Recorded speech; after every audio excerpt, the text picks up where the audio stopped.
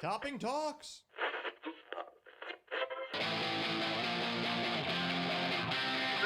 Let's see. 105 hours a week, can't be beat.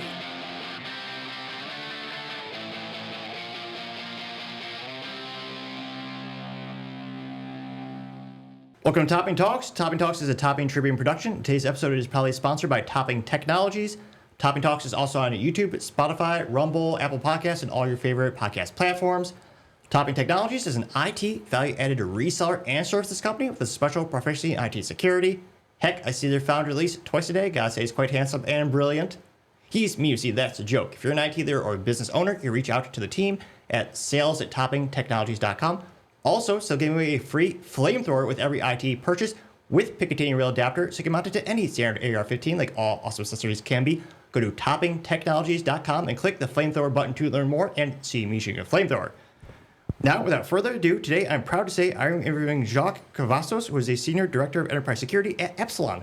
Thanks so much for coming on the show, bud. Thanks for having me on, Nick. So I wanted to get back the clock a couple of years. How did you first get into IT? So when I first got my first exposure back in the early 90s to computers, my dad had bought a IBM clone back in the early 90s. And back then, PC gaming was really in its infancy. DOS gaming was really starting to take off, and Wolfenstein 3D was like the newest game that had come out. It was taking the world by storm. Doom hadn't even been released yet, and so when my dad bought this computer, the guy who built it included a whole bunch of games on it for free. Nice. And of course, piracy wasn't really a thing that anybody cared about back then, and so we had all of these games that we didn't pay any money for, but we had them. And my brother and I would spend hours on Saturdays and Friday nights playing Wolfenstein 3D. And then my dad bought some Star Wars games for us, and we started playing those, got into flight simulators. And over the years, my interest in computer games really morphed into my interest of technology. When I was real little, my dad would buy me Legos, and he always encouraged me to build things and to build with my hands, to figure out problems. And while my dad doesn't have an engineering background, he always encouraged my brother and I to think through problems, to think through solutions. And so for me, when I started gaming, I wanted to know, how did this game work? How did the technology work? And so I took my dad's computer apart without ever asking permission, which was not a good idea, but I took it all apart, and then I couldn't figure out how to put it back together. Oh, that's the trouble part. It's part is okay, but yeah. And that was back before there was YouTube, so I couldn't just go to YouTube, couldn't just watch a video, how to take it apart, how to put it back together. I didn't know anything. I didn't know what I was doing. I was just, I was barely 10 years old and just playing around with my dad's $3,000 computer. And oh, God. Yeah, in hindsight, I don't recommend ever doing that. And of course, now things are so much more standardized than they were back then. And it's pretty easy. You can go on YouTube and find stuff. But anyway, I took it all apart, put it all back together, and eventually got it all working again. But what started there was this interest in how does technology work and how do games work. I wanted to know, how does this translate from pressing a button on the keyboard or clicking the button on the mouse and it's shooting and there being enemies that get shot. Like, how did this work? And so as I eventually bought my own computer, and then I started buying some computer games. And back then, most of the games weren't compiled proprietary files like they are today. A lot of them were simple, compiled executables that had scripts that were in some sort of proprietary file extension, but it was nothing but a text file. And you could open it up with Notepad or some other text editor. And of course, back then there was no Google or YouTube. So I would just go open up files and see what I could open up with Notepad, and I would read it, and I didn't know anything about code, but I started reading like the comments in the code and like, oh, okay, well, this is for this and this is for that. That's a weapons definition file or things like that. And so that was really my first exposure into coding, even though I didn't know it and I didn't know what I was reading, but I began to just read through it and through reverse engineering, playing the game and then making changes and then crashing the game, figuring out that there were certain things that you could change that would affect how the game would play. And over the years, I took that love of how do things work, and I built a home network. I convinced my dad to buy the parts of a computer, and I built an Active Directory server. Really, for home? Yeah. That's awesome. When I was in college, I was in the technology program. And back then, Microsoft would give legal licenses for students basically to an entire suite of tools and software And it came with your degree plan. Really? And so I ended up with multiple versions of Windows Server 2000, 2003, 2000 Advanced Server, all the operating systems that were available from Microsoft at the time, all the development tools, all this Microsoft software. And I still have the license keys today. Now, granted, it's all ancient stuff. But I took that computer that my dad bought, which was, I think he spent about $600 on the hardware, and I put Server 2003 on it, and I went and bought the giant, thick Server 2003 Advanced Administrator book, and I read the book. You talk about a total nerd. So I got this like 10-pound book, and I'm over there reading it. How do I set up Active Directory? How do I add users? How do I do this? How do I do that? And I took our home computers and added them to the domain, and I bought a zip drive, and I remember those. I had the 100 meg disk, and I thought I was cooking with grease. But again, my dad always, both my mom and my dad would encourage my brother and I to just, explore that what interests you, what are you passionate about.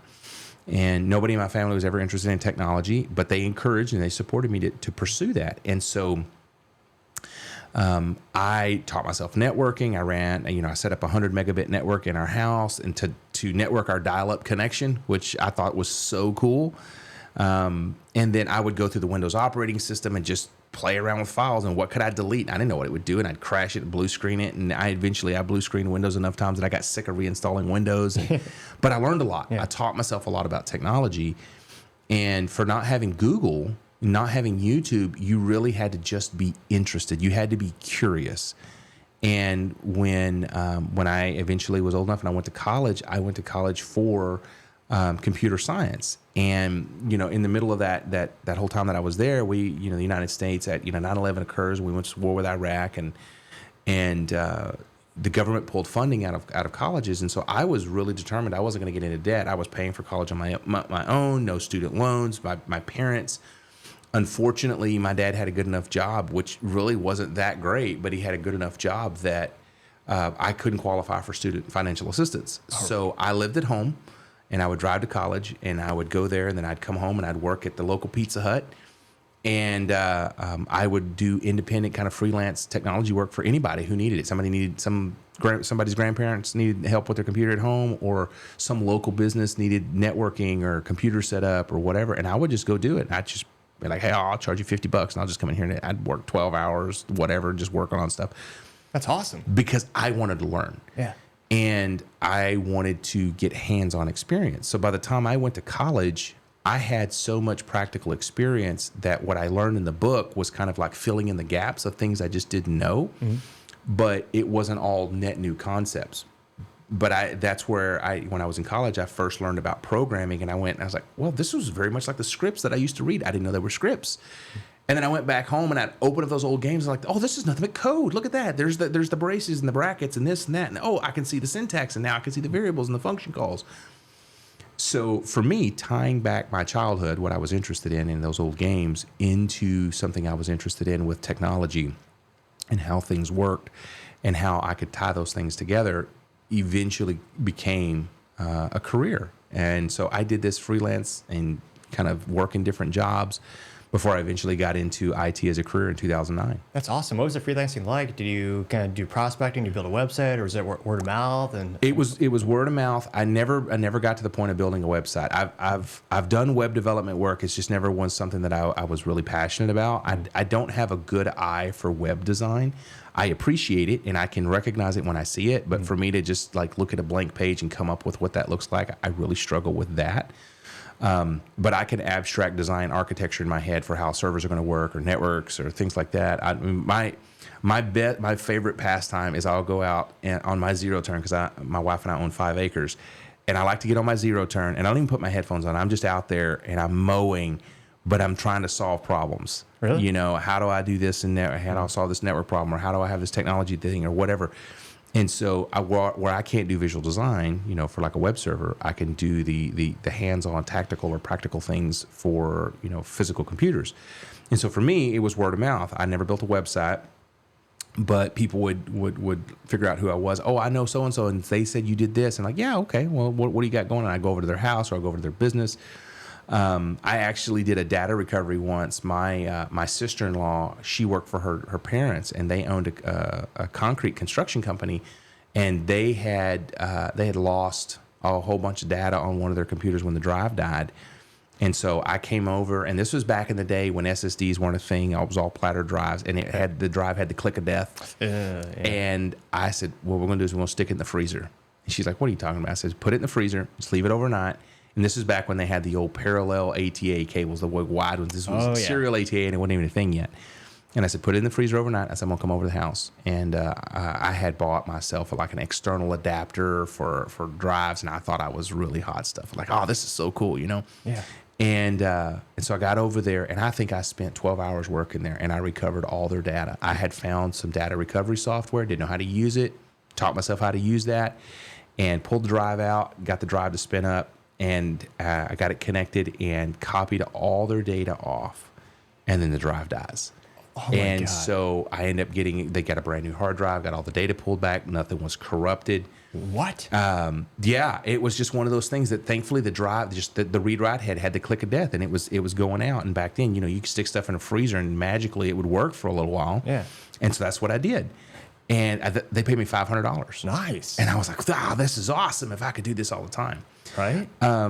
But you know, that's not scalable. It's not. It can be difficult. I mean, you can make a career out of that kind of stuff, but it's difficult. You know, it's not scalable. You're the one-stop shop doing all the work. Yep. You know, and was that the most unusual thing you saw, or what was your favorite story or instance that you came across where you had to troubleshoot something, or just kind of your favorite experience from that?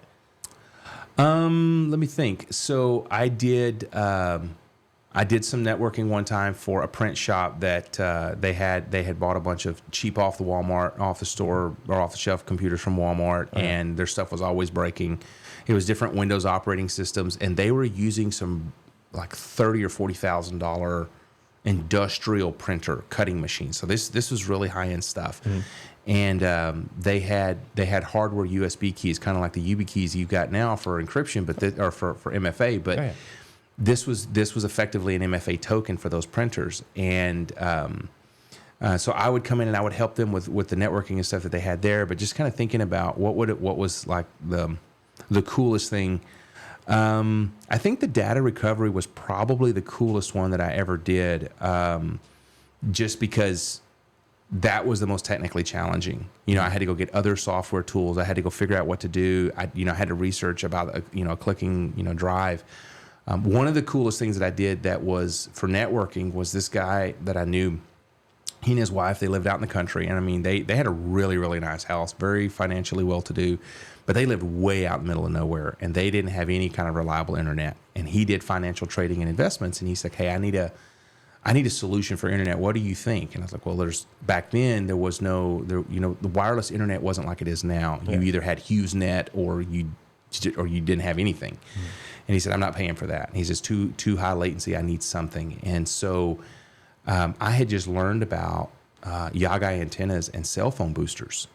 And I said, and so I'm at his house, and his property was up on geographically a pretty high area. Even it wasn't like a mountain, but it was just geographically compared to everything else. He was at a high point on a pretty good sized hill, and about 10 miles away, I could see a cell phone tower. And I said, if we get a Yagai antenna, we could probably get you one of those mobile data cards, USB cards that you sell back in the day. And I said, we can plug an external antenna into it. And I said, we can probably boost signal. And he said, okay, let's figure that out. Because back then you could get, even Sprint had them and Virgin Mobile had them. You could get you a little USB card with unlimited 3G data.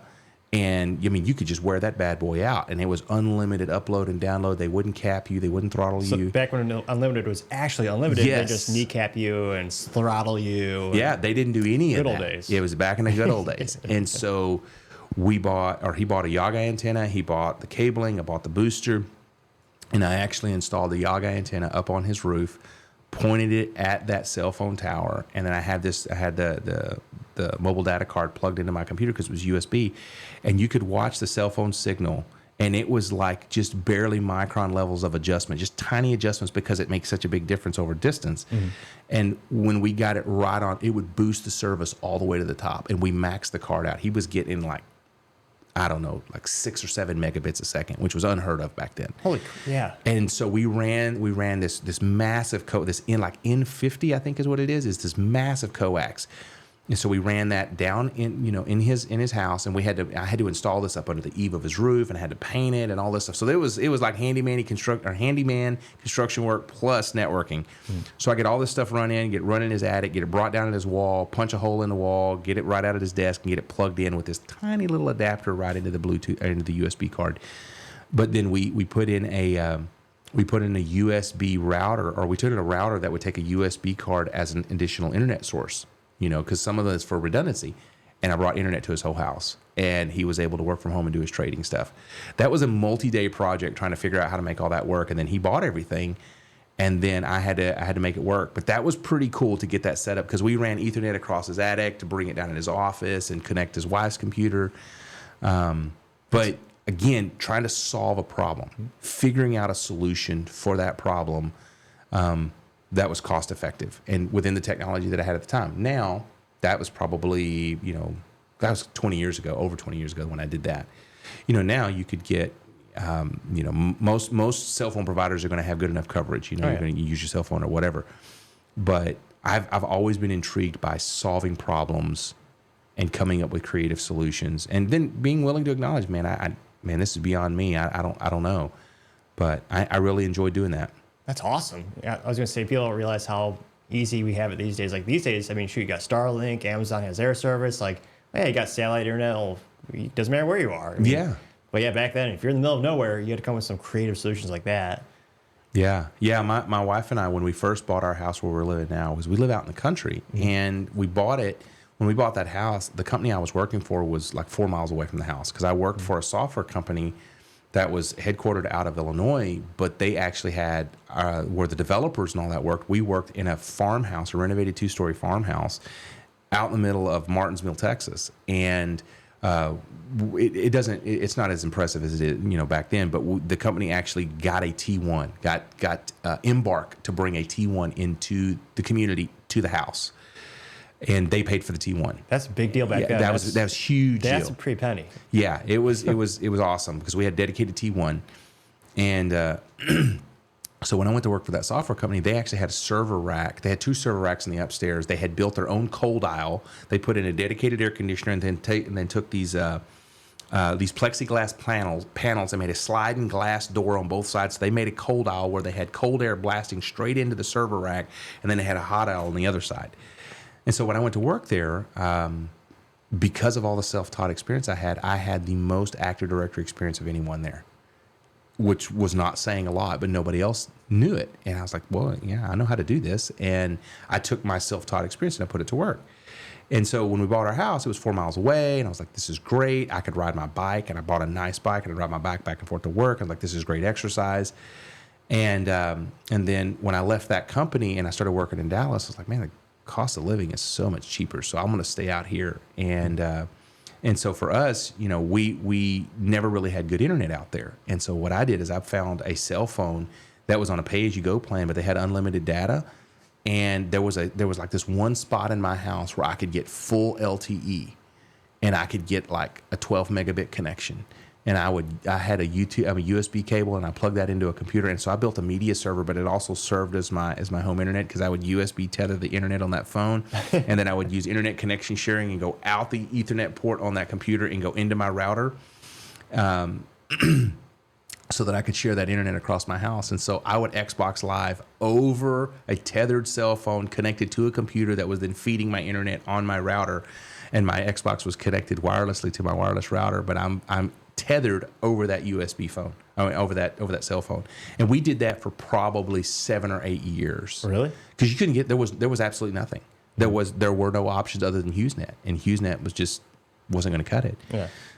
So again, solving problems and trying to come up with solutions. And so I use that cell phone. We replaced the battery on it twice because it was plugged in all the time, and the battery would swell and it would get hot because I would be running a couple of terabytes of data through that phone a month. Terabytes? Terabytes. What kind of phone is this? I mean, it was just some cheap little Android phone that was like, it was a pay-as-you-go, like, here, buy this phone for $20. Yeah. And I looked it up, and I was like, well, this phone actually has a 4G antenna in it, because 5G wasn't a thing then. Yeah. And it's USB, and I can install this software that I paid that'll let me tether. And I did it. And I was like, this is fantastic. And you never got any calls from 3 other agencies? Like, why does this guy have a pay-as-you-go phone and doing terabytes a day? Nobody ever said anything about it. And, I wanted to have internet. My wife wanted to be able to get on email. Oh, yeah. She wanted to stream music and stuff like that. And what the worst possible way things could change in our favor is we had tornadoes come through where I live about 7 or 8 years ago. Mm-hmm. And they just wiped out so many trees. Well, when that happened, suddenly wireless internet was capable at my house because now I could get to the antennas. And so I put up a tower, put up a radio, and suddenly I had real internet. And about a year ago, finally, we've lived there 13 years. About a year ago, I finally got gigabit fiber internet. Nice. First time, my wife and I have been married for 20 years. And I finally got fiber internet. I have dealt with no internet, or every time we moved and that place gets internet. So every time I've left, it's like I'm the common denominator for how does this community get internet? I got to live there, and then I got to leave, and then they get it. And so they brought in fiber internet, and I again networked all that stuff together, and now I've got good service in my house for my wife and my kids. But I still like to solve the problems. Nice, I love that. Yeah. And then was that your first official role in IT after your college experience and your consulting? Yeah. So I started a little company called Software Builders, and it's a little on the nose, but they worked in the finance industry. So what we did was in the fixed income municipal bond portfolio management, which is a very niche market. And so what we did was we developed all the automation around processing the financial data that would be published Monday through Friday. And we would download that data, we would process it, then we would publish it. That would be consumed by our clients through our software solution, and they would use that for being able to, calculate investments or look at returns on investments. And so I was there for 6 years and 10 months. I got a lot of exposure to some pretty substantial players in the financial industry, and took everything that I had learned on my own and really began to expand that into a real career. That was my first foray into Linux. Because we were such a small company, we didn't have a lot of money. We used Ubuntu we used the command line version of Ubuntu for our Linux servers. And so I had to learn command line. There was no GUI for it. And I thought that's an awesome challenge. I've never learned this before. I've never seen this before. This is great. I'm going to learn something new. And so in the 6 years and 10 months that I was there, I learned Linux. I was exposed to VMware and learned about ESXi and how to use that as a hypervisor solution. I had dabbled a little bit before there into virtualization using Microsoft's virtual PC, but never really had an opportunity to really touch virtualization. And built a lot of servers, managed the infrastructure. We had an old, I'm trying to remember what it was called. It was an old phone system. Avaya? No, it was I can't remember it. It was a phone system where you actually manage the server infrastructure. Alcatel-Lucent? No, I can't remember what. It's all Linux based, and it was open source. I can't remember what it was called. Anyway, we had that phone system, and of course, this is back before we had high speed internet, and so the voice over IP had a lot of challenges back then, with echo and all sorts of things. Well, the company had actually built a proprietary chat program and phone program before there was Skype or Slack or anything like there is today, and they used a PBX. That's what it was called. I was sitting there trying to figure out what that was called again. But anyway, so they had built this application, and they needed a voice over IP phone server that would allow you to have dedicated phone jacks anywhere in the company or anywhere in the offices and assign those to people. And this would be used so that you could chat with people, and then you could actually right-click on them and phone call them, and it would dial them over voice over IP. Cool. Well, this was heavily customized PBX, and they had introduced a lot of custom code to address echoing and feedback, a lot of problems that existed back then that were not easily solved by the technology at the time. And so we had to support infrastructure for things like that they custom built. And the engineer who custom built it, he had a master's degree in cybersecurity. He developed his own encryption algorithm that he would use to encrypt and protect all the company data. And it was unique for every single client had their own encryption unique to them. Really? Yes. And every single user of the chat program had their own encryption unique to them. Once you had your encryption key, if you lost your key, you lost access to your phone, you lost access to your chats, and the only way to do it was to delete your profile and all your data and recreate it. And it was because your data was only on your computer. You couldn't even use your own profile data on your computer unless you had your own encryption key. And so he came up with that. He's like, yeah, we transmit all of our data over port 80. We use port 21 for FTP. Nobody worries about it because it's all encrypted anyway. It's encrypted before it ever leaves our server, so they can intercept it. They can try to man in the middle, but it's all a bunch of gobbledygook nonsense to them anyway. So I learned a lot. I learned a lot from this guy because he had worked at this company and not having a lot of money. He had to build infrastructure. He had to build servers. And I like to joke that he striped a bunch of dial-up modems together in RAID 0, but he actually built an apparatus where he had a bunch of 56K modems that he daisy-chained them all together to make one massive conglomerate where he could have higher bandwidth, because back then dial-up was the fastest they had. Mm-hmm. And he would go dumpster diving. He would go around. He lived up in Chicago, and he would go around to companies or places where he suspected they would throw stuff away, and he'd literally go dig in the dumpsters, and he'd go bring components home, and he'd build servers for production workloads. And by the time I got there, we were trying to decommission a lot of his old stuff that he had built that had been running for years. He would build our Linux firewalls were his own homemade kernel that he built and compiled from scratch, and he would write the firewall to a CD, and you would boot the firewall off the CD, and it was effectively unhackable. Because as soon as you reboot the firewall, it would just boot whatever's on the disk. And if you needed to make changes to the firewall, well, you logged into the firewall and you changed something in memory, but as soon as you reboot it, unless you saved it to source control, your firewall changes were gone. And it was his own proprietary kernel that he had written. And every once in a while, he'd make changes to the source code and he'd go update the firewall. And he had the latest, all the firewall rules that had been made, all the changes that had been made. He'd put it all together, updated kernel, updated rule set. But it was operational. You had to insert rules wherever it was in the chain of command, wherever it was executed and evaluated, because if you put the rules in the wrong order, it wouldn't work right. So I had to learn how to use a system like that, which sharpened my Linux skills. But being able to use diverse and bespoke technology that people developed because they didn't have the finances to buy off the shelf gave me an appreciation for using technology that you're able to buy off the shelf, and also gave me an appreciation for when someone builds something with passion and they build it well. It may be a bit janky from everyone else's perspective, but it's rock solid. And this guy was protecting the company for 20 plus years with his own custom kernels. That's insanely cool. I've never heard of that before. Yeah. He would. Most people didn't really care for him because he looked a bit frightening. He had long, stringy hair and real thick glasses. He always looked like he was the guy that you just don't want to be around him too much. And he was a genuinely nice guy. Mm-hmm.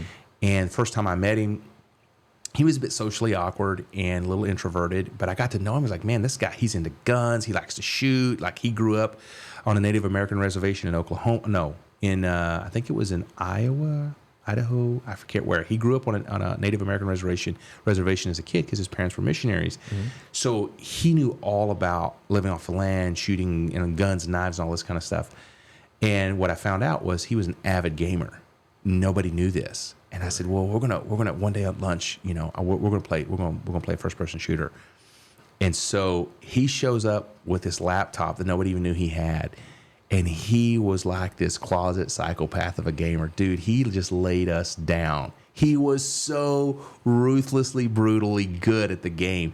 And I would be like, John, what the heck? And he would look over the top of his laptop screen. He would just do over and over.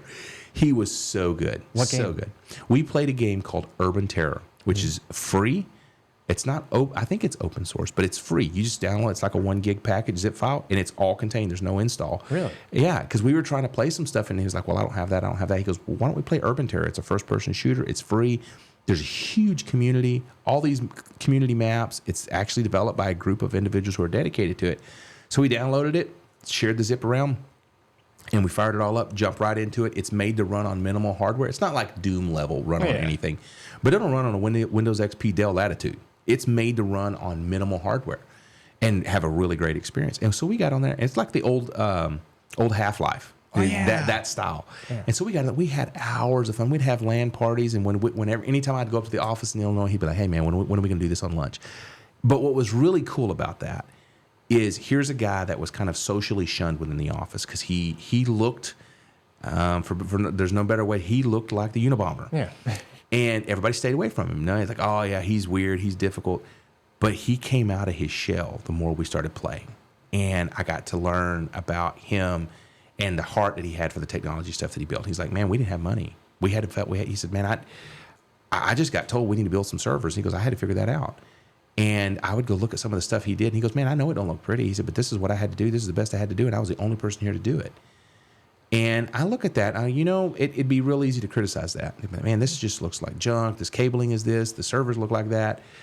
But he was a guy who was passionate about doing a good job. It's also a rare passion because so many people, especially not to be cliche, but time's changing these days. Like someone had that type of issue, they'd be like, we'll just buy it refurb, we'll buy it used, or I don't want to be in this challenging situation. I'll go to another company where they print money, basically have unlimited IT resources and funds to buy whatever fancy whiz-bang things or the new x86 server from HPE or Dell or whatever. It's like the fact that he made his own and refurbished them, that's awesome. Oh man, so the coolest thing I ever saw him do, so in that chat program that we had, he added the ability to camp on people so that you could see when that person was free for you to talk to them, which was really great because some people were on the phone a lot as in sales and some people do not disturb and all that. But in the office, it was a multi-story office, and there were only 3 physical restrooms in the building. And so because there were only 3 restrooms, they didn't divide them into men or women. It was just there's 3 restrooms. Yeah.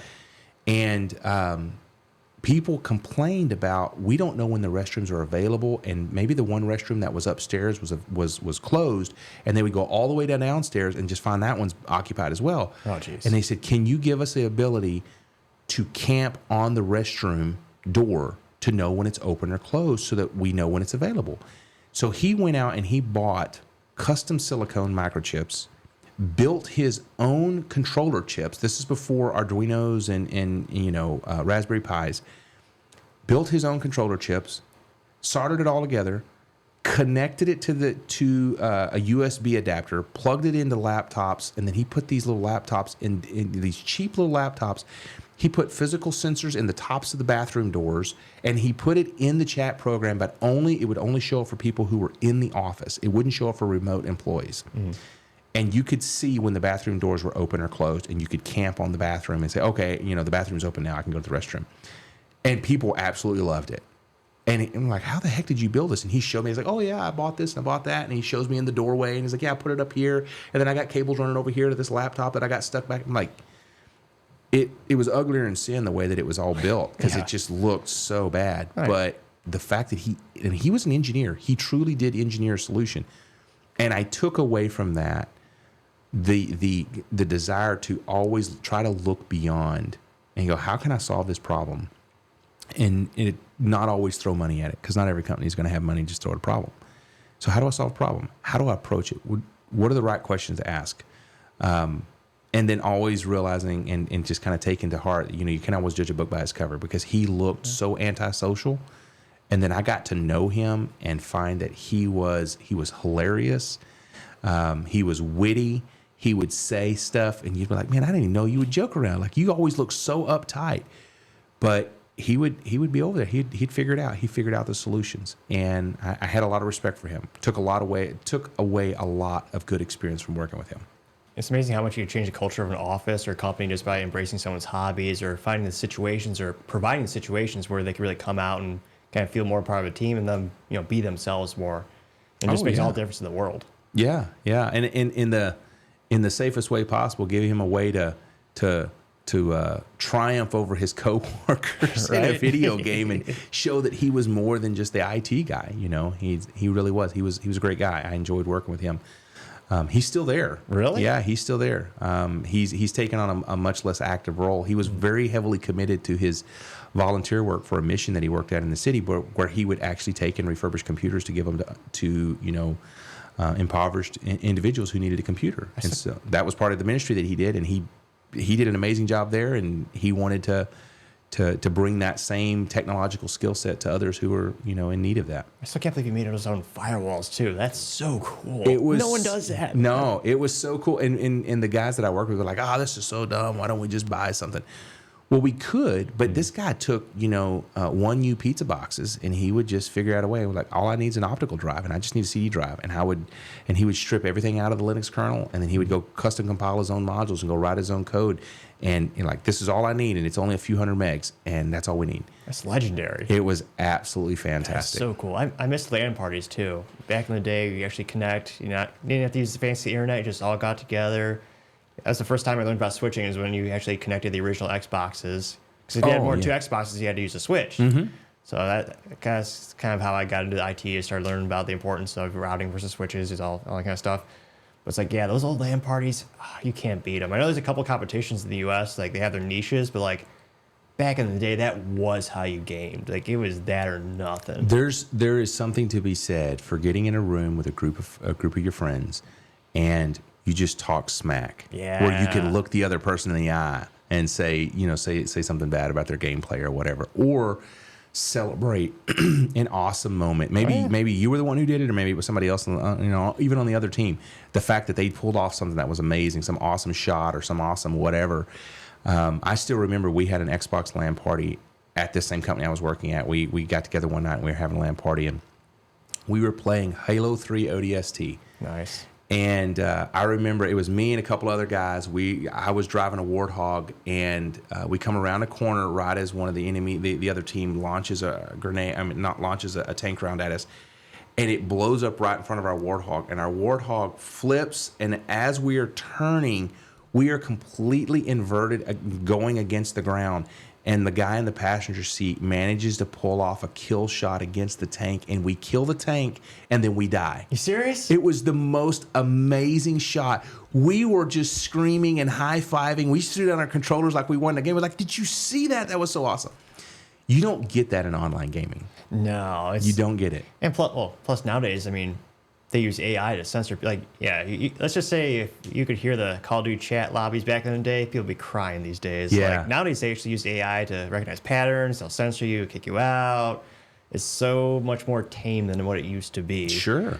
But yeah, I could still remember those voice actors. I forget his name at the moment, but I'm so excited that he's finally getting the credit he deserves for the guy who actually did the double kill. Oh, yeah. Triple kill. Yes. It's like Kilimanjaro. Yeah, and he's actually finally getting the recognition I think he deserves. So it's really cool to see the fans gather around him again. But to hear about the Cheney thing too? No. So they didn't do this. They should have. But years ago when Cheney shot the guy in the face, they were thinking about putting the Halo Easter egg so it wouldn't happen every time. It was like every 75 times you're gonna have it. So if you actually shot one of your friends accidentally, it'd be like, Cheney Mania. Oh my gosh, that would have been hilarious, right? I mean, it's rated M anyway. Should roll the. I think I love Easter eggs, and like the fact that it was gonna be like random every 75 kills, like that'd been so cool. But yeah, that voice actor is so iconic, and like that's half the fun of the Xbox. Is just like all of that. I mean, to me, that was why Microsoft won the console wars back in the day. Was those exclusive titles like Halo? It's like. That put them on the map. You had to have that to play with your friends. So and that's the thing is that my oldest son, he just turned 18, and my youngest son's 12, and they're both Halo fans. Nice. But one of the things I've talked about them with is understanding the cultural phenomenon that came with those consoles back then. I said there really hasn't been a really generationally defining console or game in a really long time. And one that just like, wow. And when Halo came out, Combat Evolved came out with the original Xbox, that was wow. And I remember the mania over Halo 2. Oh, people got tattoos with the release date. Yes. And so two of my buddies at the time downloaded a pirated copy of a French language release of Halo 2. And because you could mod the original Xbox and you could play things that you weren't normally supposed to play off of, like off of a disc, they played through the entire Halo 2 campaign with French dialogue on this pirated copy before it was officially released in the United States. And I remember them, I going over to their house, and they're just so excited about playing this. And at that time, I really wasn't into Halo. I didn't have a console, and I was a PC gamer, still am a PC gamer, But then when Halo 3 came out in the Xbox 360, like that release was huge. That was so iconic. And I bought a 360 and I got Halo 3. And I said, man, this is it. This is awesome. And when Halo 4 came out, I actually pre-ordered the Legendary Edition. And I went to GameStop at midnight with a buddy of mine who was in his mid-50s. And he's like, hey, I don't play games, but this would be cool. And so I took off of work and everything. I was a grown man with married with a baby. And I'm like, I'm taking off work for this. And I took off the wrong day. Oh, no. I took off the wrong day. So I go to the midnight release of Halo 4. And I pick up a copy, and I come home, and I play till 4 o'clock in the morning, and I have to get up and go to work the next morning. I was dead at work, but I'm like, I'm playing. This is it. I'm not missing it. Well, that's also a cultural phenomenon too, when you had hardware and you actually owned the damn game. But I remember the coolest thing, like the first, the cool kid or kid with the money. Realistically, their parents would get the game first at the school, and like they would bring in the instruction manual. So you actually would go through the Halo. The Halo 2 manual. I remember flipping through it. You see all the weapons. Yes. And all the beautiful full color animations and art, not animations. When my friends write comic books, I have to correct myself. Animations move. Yeah. Comics are still. So, but the animated, But yeah, something about those instruction manuals. And nowadays, I think you get a leaflet at most. And you don't even own the game. And it's also mostly crap. Like one of my friends gave me Call of Duty 6. And there's a big disclaimer on the box. You must have the internet. The first time you turn it on, it has to download 100 gigs of data. So the old days were just slap that puppy in, you put it in the disc, you turn it on, you played it. There's some glitches that couldn't be fixed, sure, but it wasn't the end of the world. You could actually play instantly. I do kind of miss that about the old systems, but the Xbox was such a defining system. With technology, you have to have the caveats. It was the first mass-produced video game such to have built-in, Ethernet port, you had the built-in big hard drive, which magically seemed to never run out of space when I was a kid. No matter how much stuff you saved to it, it just always had a bunch of space. It had they're cool breakthrough control. The cords where if you pulled it into the system, it'd fall disconnect. Off. Yeah.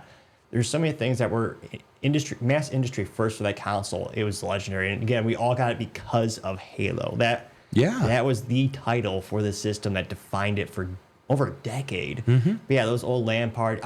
I joke, and I actually am half kidding. I'm doing a customer-facing event where we have a LAN party, and we play Halo 2 or something. Totally would be down for that. Totally would be down for that. That'd be so much fun. And they're not too expensive to get those consoles, but you do have to be careful about the capacitors, because they had I forget what capacitor number it is, but they have one that with age it will explode and leak onto the motherboard. So you have to be careful when you're buying those these days. You got to make sure you have a good console in that regard. But yeah, there's something iconic about those. There's certain consoles that really define it. Like the PlayStation 2, the first one to have a DVD player built in. The same cost as a DVD player, so every parent would buy it because, it's the same cost as a DVD player, but it also plays video games. Yeah. Which I think is why it's the most produced console in history. But yeah, every generation has a defining one. What do you think is the one that's going to define next? Microsoft seems to make another Xbox every 3 weeks. There's so many different versions. Well, I know both of my boys are really excited about the Switch 2. The Switch 2. I think I think Nintendo may be making a bit of a misstep at trying to open up the Nintendo ecosystem to games that are popular on other platforms like Call of Duty or even Halo, because Nintendo has done what I think no other manufacturer has ever done. They make consoles and they make their games for their consoles, and their games are really, really good. Sure. We have an original Switch, and we have the Super Mario Kart 8. That game, I think it's close to 10 years old now. It looks amazing. It plays amazing. It's still just as fun today as it was the day we got it. Oh, yeah. And it looks beautiful on a 4K television. And if you buy a game today or you play a game today that came out 10 years ago on 10-year-old hardware, 10 years ago, the Xbox One came out. Then you had the Xbox One X. Now you've got the Xbox Series X. So in 10 years, you've gone 3 different consoles, and the gameplay capability of the Xbox One doesn't match what is capable today of the Xbox Series X. But in 10 years, the Switch, or however long it's been, but it's been a while, the Switch hasn't changed, and the games look amazing. But they cater to a rather kind of niche market of gamers that aren't looking for the Halos. They're looking for the Zeldas. They're looking for the Marios. They're looking for the things that are really iconic in Nintendo. I can't imagine ever playing Mario on another console. I don't want to. I wouldn't imagine Zelda on any other console. You want to play a Panasonic 3? Was it the Panasonic 3DO or what was that? That was a Nintendo 3DO. Oh no, I think there's a one console in history that had the Nintendo intellectual properties, like the Panasonic console. Ah, yeah. I never played that. No one did. It was like $600 in the 90s. Like Yeah. But that's a one-time Nintendo let their intellectual property go. I think Nintendo's also unique. I actually think it's a bad business move to put Halo as well as Call of Duty on Nintendo, because Nintendo historically is much more family friendly. Yes. Like Nintendo 64 most controversial game was Conker's Bad Fur Day, which is probably why it's worth $100 to this day. It's rated M. That's so rare in Nintendo. It's also the one where you don't care about having the most compute power. You don't need the most graphics because it's more fun, more family friendly. Yeah. Playing things like Mario Kart, Mario Party, Super Smash. So it's interesting they finally acquiesced and said, okay, we'll get Halo and other things. And it's kind of sad because nowadays Microsoft doesn't care about being a console maker. Everyone, every tech company wants to be a software company. So like the things that made you buy an Xbox, those exclusive titles, they're like, no, we want to be the library. We don't want to be the bookmaker anymore. So like I think they officially said PlayStation is going to get Halo, I think. Yeah, I've heard that too. So it's like that was the biggest compelling reason to buy it. And of course, historically, every company loses money on consoles. You always make it up with accessories and the software and the video games. So that's why you also don't see any like competition realistically in terms of like someone's going to have a new company and make a console. It's like not realistic. I mean, as I've gotten older, I find that I enjoy the games that I played when I was younger.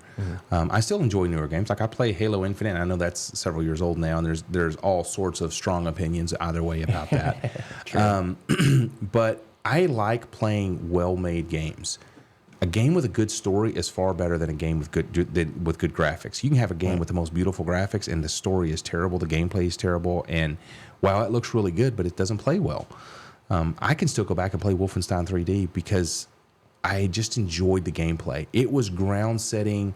It was generationally changing as a game when it came out. And then Doom 2. Oh, of course. Those games, they revolutionized the gaming industry. And suddenly you could do things that with a computer game that you could never do before. And for me, the most iconic memories for me is playing Star Wars games. I started out in DOS, started out in Flight Simulator. Wolfenstein 3D was where I got my initial start, but then I moved into Star Wars stuff. And I really enjoyed playing those games. And I'll go back and I'm looking for, mod packs to make them look better and stuff. Because you got old stuff. It just looks cheesy, the polygonal structures. It's part of the charm, though. It is. To a certain extent. Yeah. It is to a certain extent. But at the same time, though, I like to push it, make it look better or whatever. But the newer games, it's all about the DLC. It's all about making money. It's all about microtransactions. It's not about making something that's a quality experience for the gamer. That's probably one of the best metaphors from South Park was they had the Console Wars edition a couple years ago, or many years ago now. But my favorite example of them calling out industry, one of the kids was telling Cartman, like, I might go to the PlayStation, you get a pre-order with that. If you buy the console, you get a free pre-order. Eric's like, a pre-order just means something that some asshole in California didn't finish developing yet. Because it's true. And the DLC, I almost wonder if who we blame, the consumer or the manufacturer, because for decades, the price of a new video game has always been $60. Yep. And thanks to our government, not to get into politics, inflation makes that $60. That game should cost $135 now, like if you adjust it for inflation. But manufacturers have gone, no, we got to keep that $60 price point, because we think the consumer would be irate if we dare charge that much for a game without adding a sweatshirt or some swag and stuff. So, I mean, they were between a rock and a hard place, like, all right, our dollar's worth less every year. How do we make money as a company? And then you unlock that Pandora's box, the DLC, microtransactions, just like airline companies charging for the luggage. All of a sudden, that's over $1 billion a year for airlines, like I think just Southwest alone. And the video game manufacturers are like, well, we're making all this money and most people pay it. And now we're also going to introduce BS things like pay to play. I mean, I know, what was it? I forget who did the Star Wars intellectual property. Was it EA Games? Like, they got called out a couple years ago because they were so bad. And the only way to realistically play with any fun is if you just paid for it, because you could earn it. But the earning of those skills and abilities would be like $1,000, like something, 1,000 hours, not dollars, something preposterous for the average player. Yeah. Unless you're really dedicated. That's Battlefront too. Yeah, that. Yeah. So it's like with video games, it's so hard. And like movies nowadays, it's almost like a hit or miss. So like Grand Theft Auto has to make $1 billion, otherwise they go negative, because they put so much research development and engineering all into it. And it kind of sucks because a lot of the, like just like movies, a lot of the mid-budget movies and mid-budget video games just don't exist anymore because they feel like it has to be an all or nothing. Like it has to be a big hit. I mean, we can't be happy just making an okay game that makes 10% profit. It has to be infinitely more. Which, you know, I mean, look at Rockstar Video Games. It paid off for them. They make more money than Hollywood. It's insanely impressive. And yet, from the consumer perspective, is it that much better when you're spending all that money on DLC? And like I'm one of those guys where I will never pay for DLC. You know, knock on wood, I'm not going to be that guy. But it's so annoying because some games almost feel incomplete, and people feel like they have to do it, and it adds up just like subscriptions and everything in life. It adds up, and it gets to the point where I just think it's viscerally disgusting. Where that's not the experience I want. So like, I mean, one of my nice friends actually gave me an Xbox years ago, and I played a little bit. But like, to this day, shoot, part of me just loves just slapping a cartridge into the Nintendo 64, playing some good old Mario Party or The Mario boot Kart. time is fast. Oh, it's instant. And you don't have to turn on the system and go, oh no, if I want to play with my friend online, I have to have a 38-minute update for Call of Duty, which I find abhorrent. It's like, no. I remember back in the day, DLC was worth it. It was worth something. So, for example, Wolfenstein 3D came out, and then id Software released Spear of Destiny, which was kind of an expansion pack, but it was a standalone. You didn't have to have Wolfenstein 3D installed, but it was an expansion of the character, even though it was set as a prequel to. I think it was set as a prequel to the first game, or to Wolfenstein 3D. But anyway, it added 21 extra levels. The levels were greatly expanded. You had more capability in the game. It was a far more challenging game. It was worth paying the $10 or whatever it was. And then when you came out with in Star Wars, they had Dark Forces, which came out, which was supposed to be the big Doom killer. And it was hugely popular for Star Wars guys, but it wasn't a Doom killer. Yeah. And then they came out with Dark Forces 2, and then they came out with an expansion pack for Dark Forces 2 called Mysteries of the Sith. And Mysteries of the Sith required Dark Forces 2 installed, but you paid $14 and you got Mysteries of the Sith. But it had 14 single-player campaign missions, and it had these additional multiplayer maps, and you got to play as a whole brand new character that was introduced by Timothy Zahn in some of his Star Wars novels. Oh, cool. And then you had these new force powers, and it introduced this new lighting system in the game, which was kind of revolutionary for the time. But it was worth $14. Yeah. And to this day, some of those missions in Mysteries of the Sith are still really good. The story is good. It wasn't just some bolted on, here's some stuff. Here's some cosmetics. It really was a good game. You weren't just buying a skin. No, you weren't just buying a skin. Which for the guys who aren't in a game and your gals aren't in a game, that's where you're paying just to literally alter your character, which costs the company basically nothing, but again, is $1 billion revenue stream for them these days, which is insane to think. It is ridiculous to think about that. But as games have gone on, I have been willing to pay for DLC only if it truly is a substantial value. Like it's actual additional levels, not upgrading the core product that should have been maybe better from the factory, or in this case, the software developers. So I generally will wait on Steam, and I'll buy games like the Game of the Year edition when it's on sale for $5 because I'll get all the DLC for real cheap. One such game was, I think it was by Rocksteady, when Batman Arkham Knight was released in 2015. This was a very hyped game, and it was for PC. I think it was for Xbox and PlayStation as well at the time. But NVIDIA had huge marketing behind it for all the NVIDIA GameWorks features, physics, the volumetric smoke, rain, all this kind of stuff. And when the game was released, it was so poorly optimized that guys who were running the NVIDIA Titan graphics cards were getting like 10 FPS. What? It was terrible. It was absolutely terrible. Well, I had pre-ordered the game, and $60, but I got the deluxe edition or whatever that had the season pass, and I got all the DLC that was going to come out, and I just got a really good deal, and I was like, I'm going to pre-order it. This is great. I love the Batman Arkham series, and I was running an AMD graphics card and an AMD processor. I don't know what was different about my setup, but I got 60 FPS at 1080p when guys running $2,000, $3,000 graphics cards were getting 10. Nice. And Steam pulls it off the store the next day, day after release. This was months before it became back online to be bought. Really? By the time it was available for everybody else, I done beat it, and I never had the performance issues. But I watched video after video after video, and it speaks to the gaming industry of a whole, as companies have moved, and I think this was a miss on Rocksteady's part. I don't think they were trying to get pay for play, but just overall as an industry, and it's only gotten worse in the last 10 years. Oh, yeah.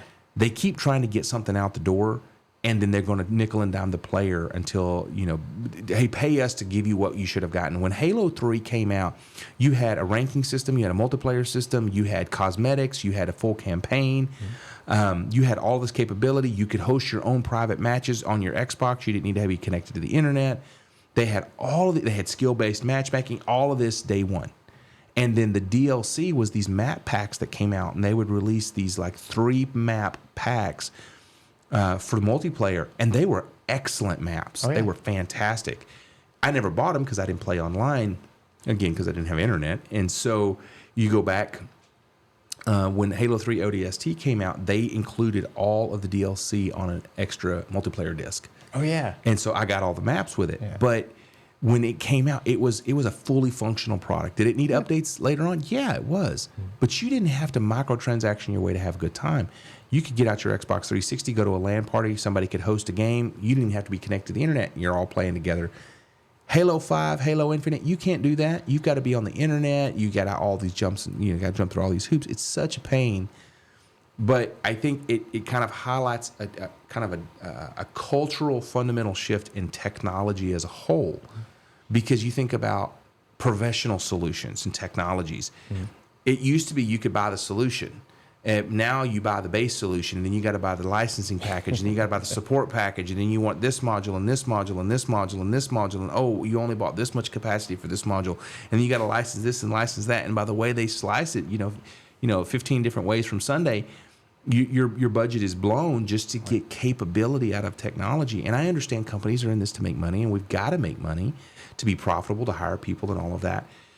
But going back to the idea about paying good money for something that's quality. I will go back and play Wolfenstein 3D almost 40 years after id Software published that game because they built a quality game. People will come back to a quality product. Hey, listen, the product is end of life. We want to upgrade to the newer version. Okay, great. This company's been with me. My value-added reseller's been there with me. They've been a great partner. The licensing terms are fair. They meet my needs. It's a solid product. I'm going to renew and I'm going to get this product again. Yep. And so you build that relationship based on trust. And that's true even in working in companies. You building the culture of a company and building the right culture is not something that happens overnight. It's not something that happens magical. Building the right culture involves having the right people and having the right people in the right positions. Not everybody wants to be a leader. Not everybody wants to be the one who makes the decisions. I used to work with a guy who, in his career, when I met him, he was in his mid-60s, and he and I would just talk, and he's like, you know what? I don't want to go anywhere in my career. He's like, I've already had a career. He goes, I'm a grandfather. I want to come in, I want to work my tickets, and I want to go home at 5 o'clock, and I want to see my grandkids, and I want to come back and I want to work Monday through Friday. And I don't want no on-call. I don't care if I get a better raise. I don't want a title. This is all I want to do. And I can respect that, because there's nothing wrong with that idea of, I want to do a good job here. I don't necessarily care about climbing the corporate ladder. So fun story is this guy back in the 80s and 90s used to tour around with Michael Jackson because he was part of the stage crew who would set up and tear down the stages wherever he went all over the world for his Bad tour. Really? Yes. And so he knew Sheryl Crow, he knew Michael Jackson, he knew the whole crew. He had custom clothing that they would give the crew, the stage crew, and they would tell them, it's like, you don't wear that out. You don't wear that out away from when you work on the crew, because people will literally mob you and strip you naked to get it, because Michael Jackson was huge. Oh, yeah. He was the top back in the 80s. And he told me, he said, yeah, I used to do that. And he said, I met Slash and all this. I'm like, that is crazy. He goes, and I don't care about climbing the corporate ladder. But so the point there is, in building the culture within a company, you got to have the right leaders. People who recognize that leadership is not about being on top and I get to make all the decisions and look at me and it's all about how much money I make. But really, it's about creating those opportunities for your people to be successful and opening those doors, trying to find the talent and aligning the people in your team with the opportunities within the organization that best fit what they want to do. So, for example, if you got a guy who's, he's introverted, he doesn't want to be client facing, and he really likes working on networking, or Sheila really likes working on networking stuff, it doesn't make sense to put that person in a sales position. Right. We think you'd be great in sales. Well, we're just arbitrarily putting people up, where we want them. But you're setting somebody up for failure. Rather, take that person, figure out what they want to do, what engages them, what makes them passionate about showing up for work, and then put them in that place where they can show up and go, this isn't a job. I want to be here. I want to do this. The software company that I was at for 6 years, I loved that job. I would show up and I was learning stuff. I was learning how to code. I was learning how to automate. I get to learn about servers. I'd never been to an actual data center before, and I got to go rack and stack stuff. I got to see how professional cabling looked.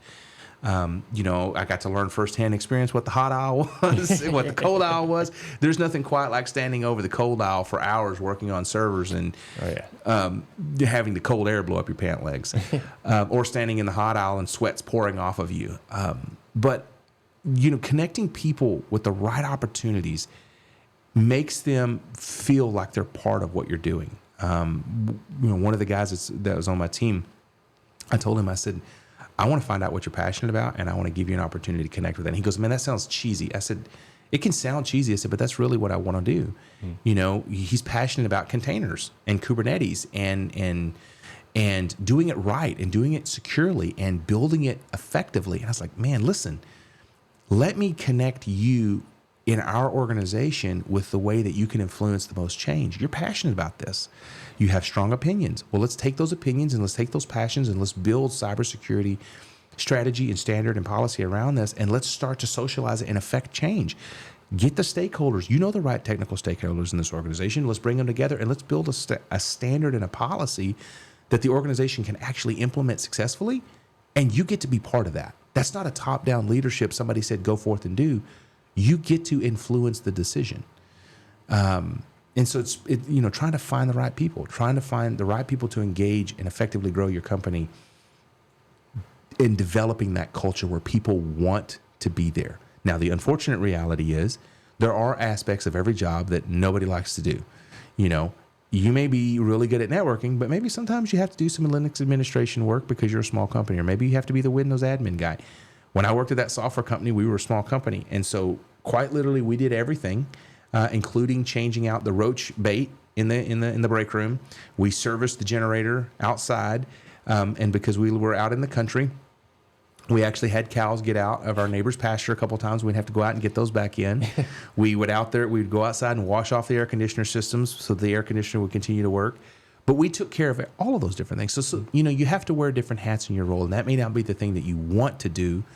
But when you give people the opportunity to engage in a way that's rewarding and fulfilling, the times that they have to do the part they don't want to do, it's just like, okay, well, this is the necessary evil, but let's get back to the fun stuff. And they begin to view work as the fun stuff. Exactly.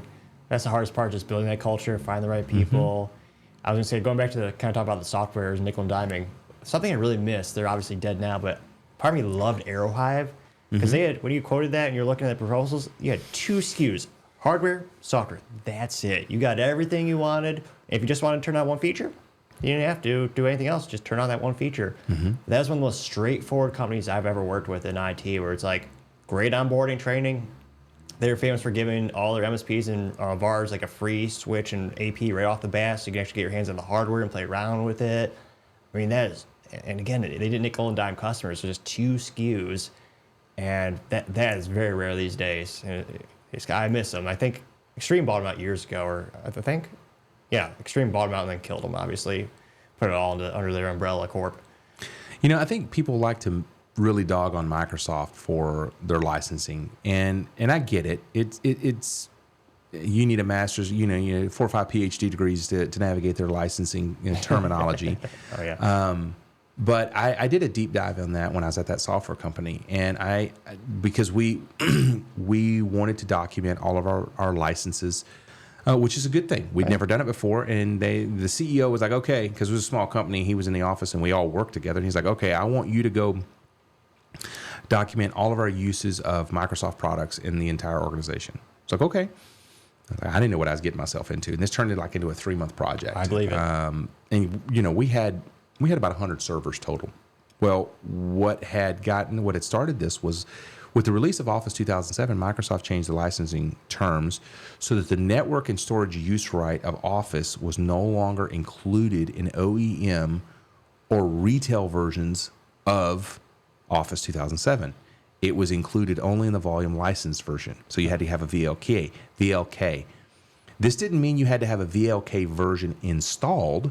You just had to have a license allocated to that machine, which is, here they are slicing and dicing. It's talk about pay for play. Well, the more that I dug into this, the more that I realized is that we were using client operating systems in a way that you shouldn't use them. I did not know that, Windows Vista, Windows XP, Windows 7, the client operating systems are not supposed to be remotely connected to from a different version of Windows than what you're licensed for. So you're not supposed to be connecting to Pro from like a home version. You got to have one-to-one. And the further I dug into this, I was like, guys, we're way out of compliance with our licensing. And I put together the whole thing. It was almost $100,000. Jeez. But what I learned from that is the importance of making sure you know the terms of your contracts and your agreements. And, talking about, the EULA that you were just talking about, you get the SKU for hardware, you get the SKU for software. I think there is something that is missing for a lot of technology companies in that they've tried to find different ways to make money, that they make it where people just do business with them because they need to, but not because they really want to. It's such a necessary evil. Windows is the predominant operating system in the world, but if somebody could find something better, they'd probably go with something better if it didn't break the bank. And I know there's arguments for Apple or Linux and all of these different things, and there's reasons for them and reasons against them.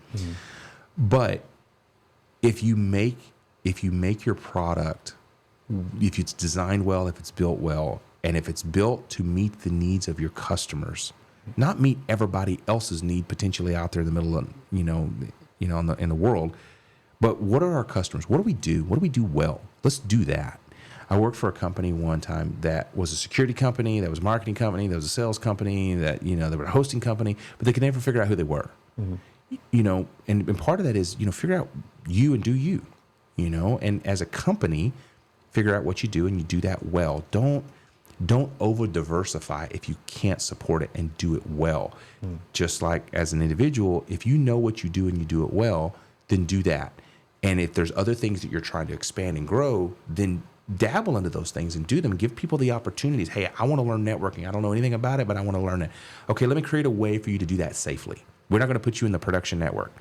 I had a guy one time working for me that he asked me, he's like, hey, why don't you ever let me do any kind of support on the intrusion prevention systems? And I said, to be honest with you, I said, it's a high visibility platform that if anything goes wrong, your name's going to get stuck with it.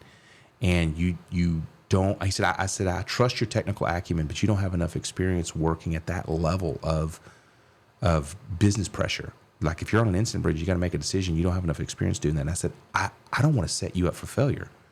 And he kind of looked at me and I said, seriously, I don't want to put you in a position where maybe you're like, oh, I don't know what to do. And then you make the wrong decision. And then suddenly, that's kind of stuck with you while you're here that, oh, so-and-so, he done messed up and we can never trust him. And I said, it's not because I don't trust you. It's because I don't want you to accidentally make a mistake and it follow you. And so there was another guy on our team that early on in his tenure there, he had made a very public mistake with the same kind of system, and it just followed him everywhere he went. Everybody just like, oh yeah, he don't know what he's doing. He's an idiot. He'd be like, the way that people treated him was just terrible. And I said, I don't want that to happen to you because it doesn't matter how good a job that guy does. He's always trying to overcome the stigma of I messed up one time, and because I messed up once, you can never trust me. And so it part of also being that good leader is recognizing that people want to grow and give them that opportunity, but give them an opportunity to grow safely. In my current role, one of the guys on my team, he's been building out this new strategy that we had already agreed upon, but we wanted him to flesh it out. He's building up the skill, he's building up the experience, and he's doing a great job.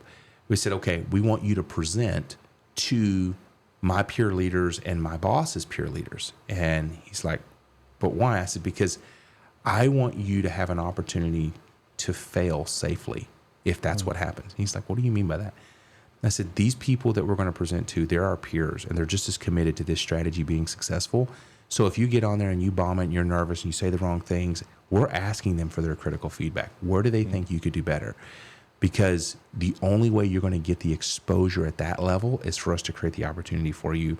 And I want you to find a place and find a way to succeed. But if you stumble safely. You know, we're not out there throwing you into saw blades. You're falling on the grass, not on the hard concrete.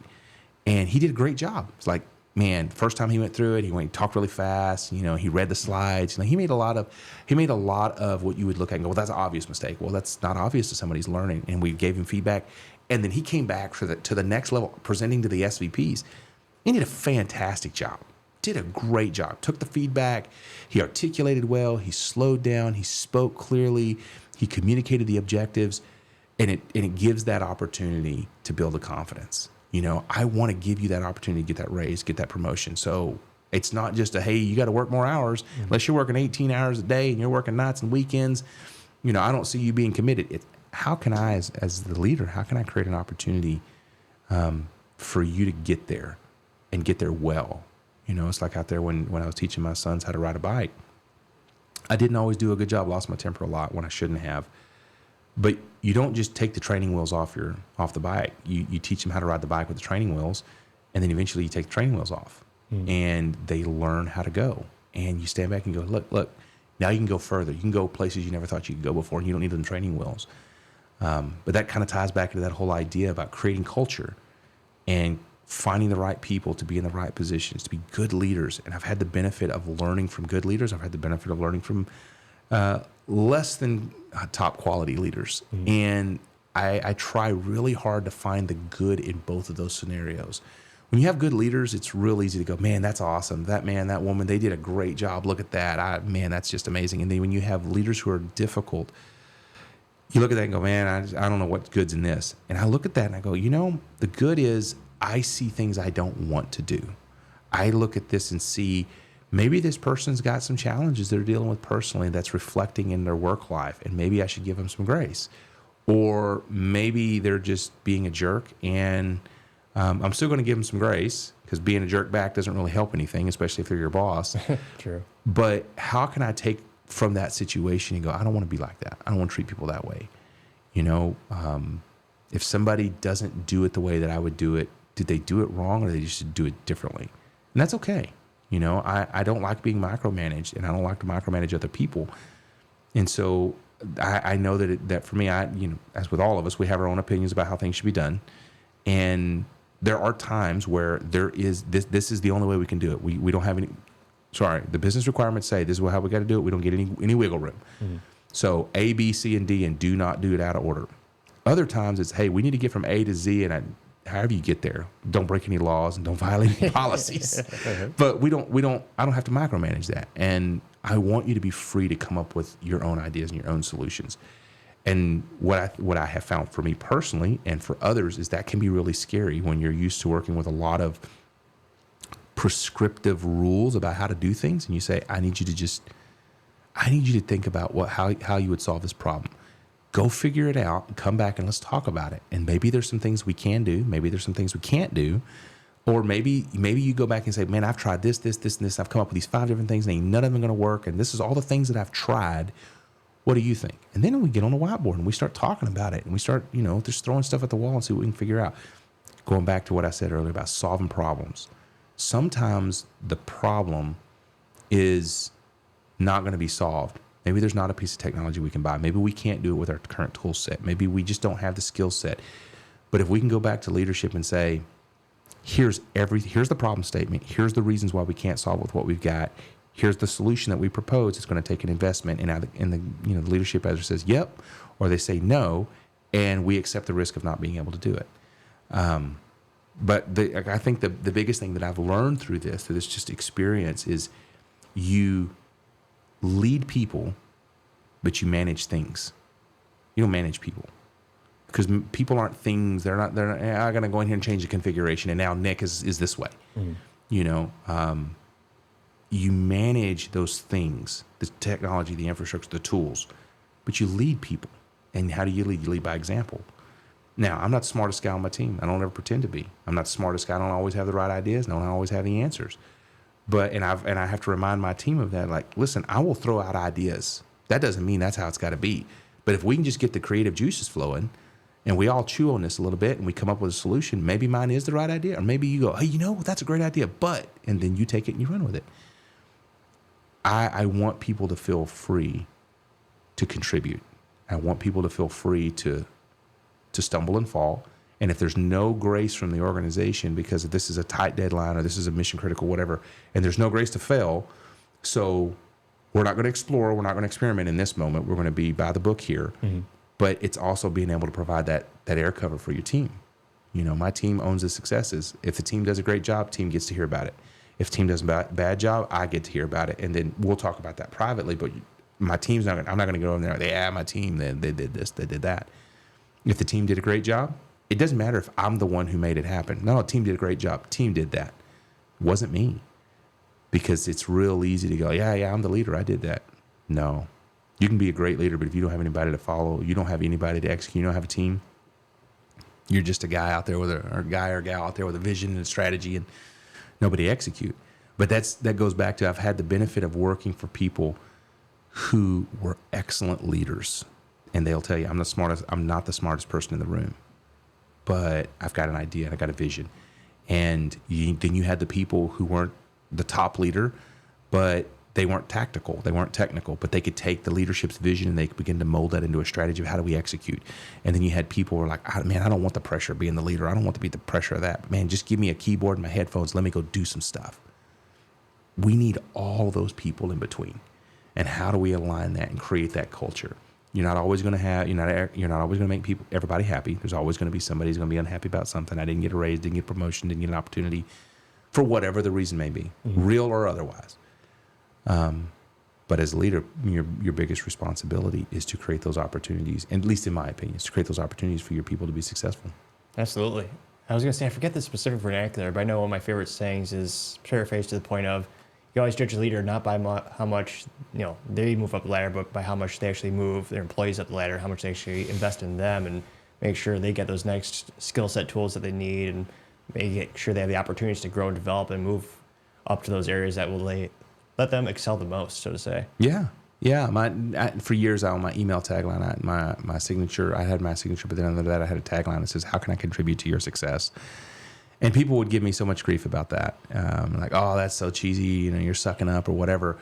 But one of my previous leaders, he was a gunnery sergeant in the Marines. Mm-hmm.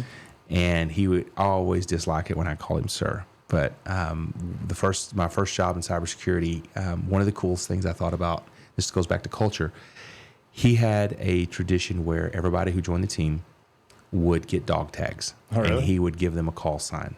He would come up with something. Well, my name is Jacques. It's French. I was named after Jacques Cousteau. And he would call me Frenchie. And so he made me a set of dog tags. Now, I have never served in our armed forces. I have many family members who have decorated. And so I have a lot of respect for military, but I never served. So I was surrounded with all these military personnel who were retired or they were still in reserve or in some degree of service, and they would make fun of each other. Every branch make fun of everybody, just all these jokes, and I'd laugh, but I never said anything. But he made those dog tags for all of us, and I still have those dog tags. Really? And the first day that I go on a new job, I don't think I've ever told him this, but the first day on a new job, I always wear those dog tags. Mm-hmm. Because it was such an impactful cultural moment for me that I felt like I was part of something. And one of the things that he told me, this was several years ago, I had accepted a new position, and I said, man, I just wanted to just have lunch with you and just talk. I said, I'm nervous. I said, because it's moving into a real formal leadership role. And he told me, he said, your perspective needs to be you're a gear or a cog in a whole mess of gears. He said, your focus needs to be on how can I make all the gears that I touch polish? How can I make them shine? And don't worry about making yourself shine. How can I make them shine? How can I make them look good? How can I make them do better at their job and be successful at what they do? And I thought about that. And I thought, it'd be real easy to come in here and go, like, I'm going to step on a bunch of people. I'm going to try to get a promotion. I'm going to try to do this. I'm going to try to do that. Or I can just come in here and, well, let me understand what the mess I've gotten into, because I took a job and there's problems. Well, how do we solve those problems? And the reality is, part of solving those problems is building relationships with other people. And sometimes that's the hardest part. You got individuals who are a challenge, an opportunity for you to grow. That's a very nice way of phrasing it. That was an opportunistic individual gave me a chance for character development. And then you got some people that, that it just doesn't matter. They're always going to be an opportunity. And you may never get the character that you need fully developed, but they're always going to be an opportunity. But I took that advice from him to heart, that as I start this new role, how do I contribute to other people being successful? Now, I won't do that at my own detriment. It's like I'm not going to take the fall and get fired because somebody else, like, hey, this helps you be successful. Well, I'll get fired. I will not do that. But how can I look at what this other team is doing and, hey, where can I come provide support? How can I support you? From a security perspective, my function is in cybersecurity. But in order for me to be successful, then the IT organization has to be successful, because otherwise I'm not securing anything unless I got technology deployed. Sure. So what are your objectives? And where do you need security to come in and provide value? I don't want to just be the department of no and denied and rejected, but okay, this is not a secure way to do it, but how do we do this securely? Help me understand your objectives. Help me understand your requirements. Why are you doing it this way? And maybe they're doing it that way because they don't know any better. Well, we don't know. That's just what we're doing. Okay, well, let's think about this. What can we do differently? And by opening up that dialogue and that conversation, you begin to build relationships with people that may historically view security as the enemy. It's us versus them. There's a lot of that culture in companies. There's the network guys. Rule number one, we always blame the network. It's true. Step one in the network rule book is start Netflix, and rule number 2 is blame security, and rule number 3 is seed rule number 1. And I would joke with the networking guys I'd work with and be like, anytime we get on Answer Bridge, we know step 1 is you are starting a Netflix movie, and rule number 2 is you are blaming security. And once security says, "Oh, that wasn't it," then you find something else to blame security about, and you start another Netflix movie.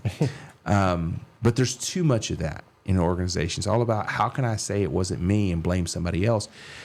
And maybe there is a real point, like, yeah, you messed up, and that's an opportunity for a real conversation in private.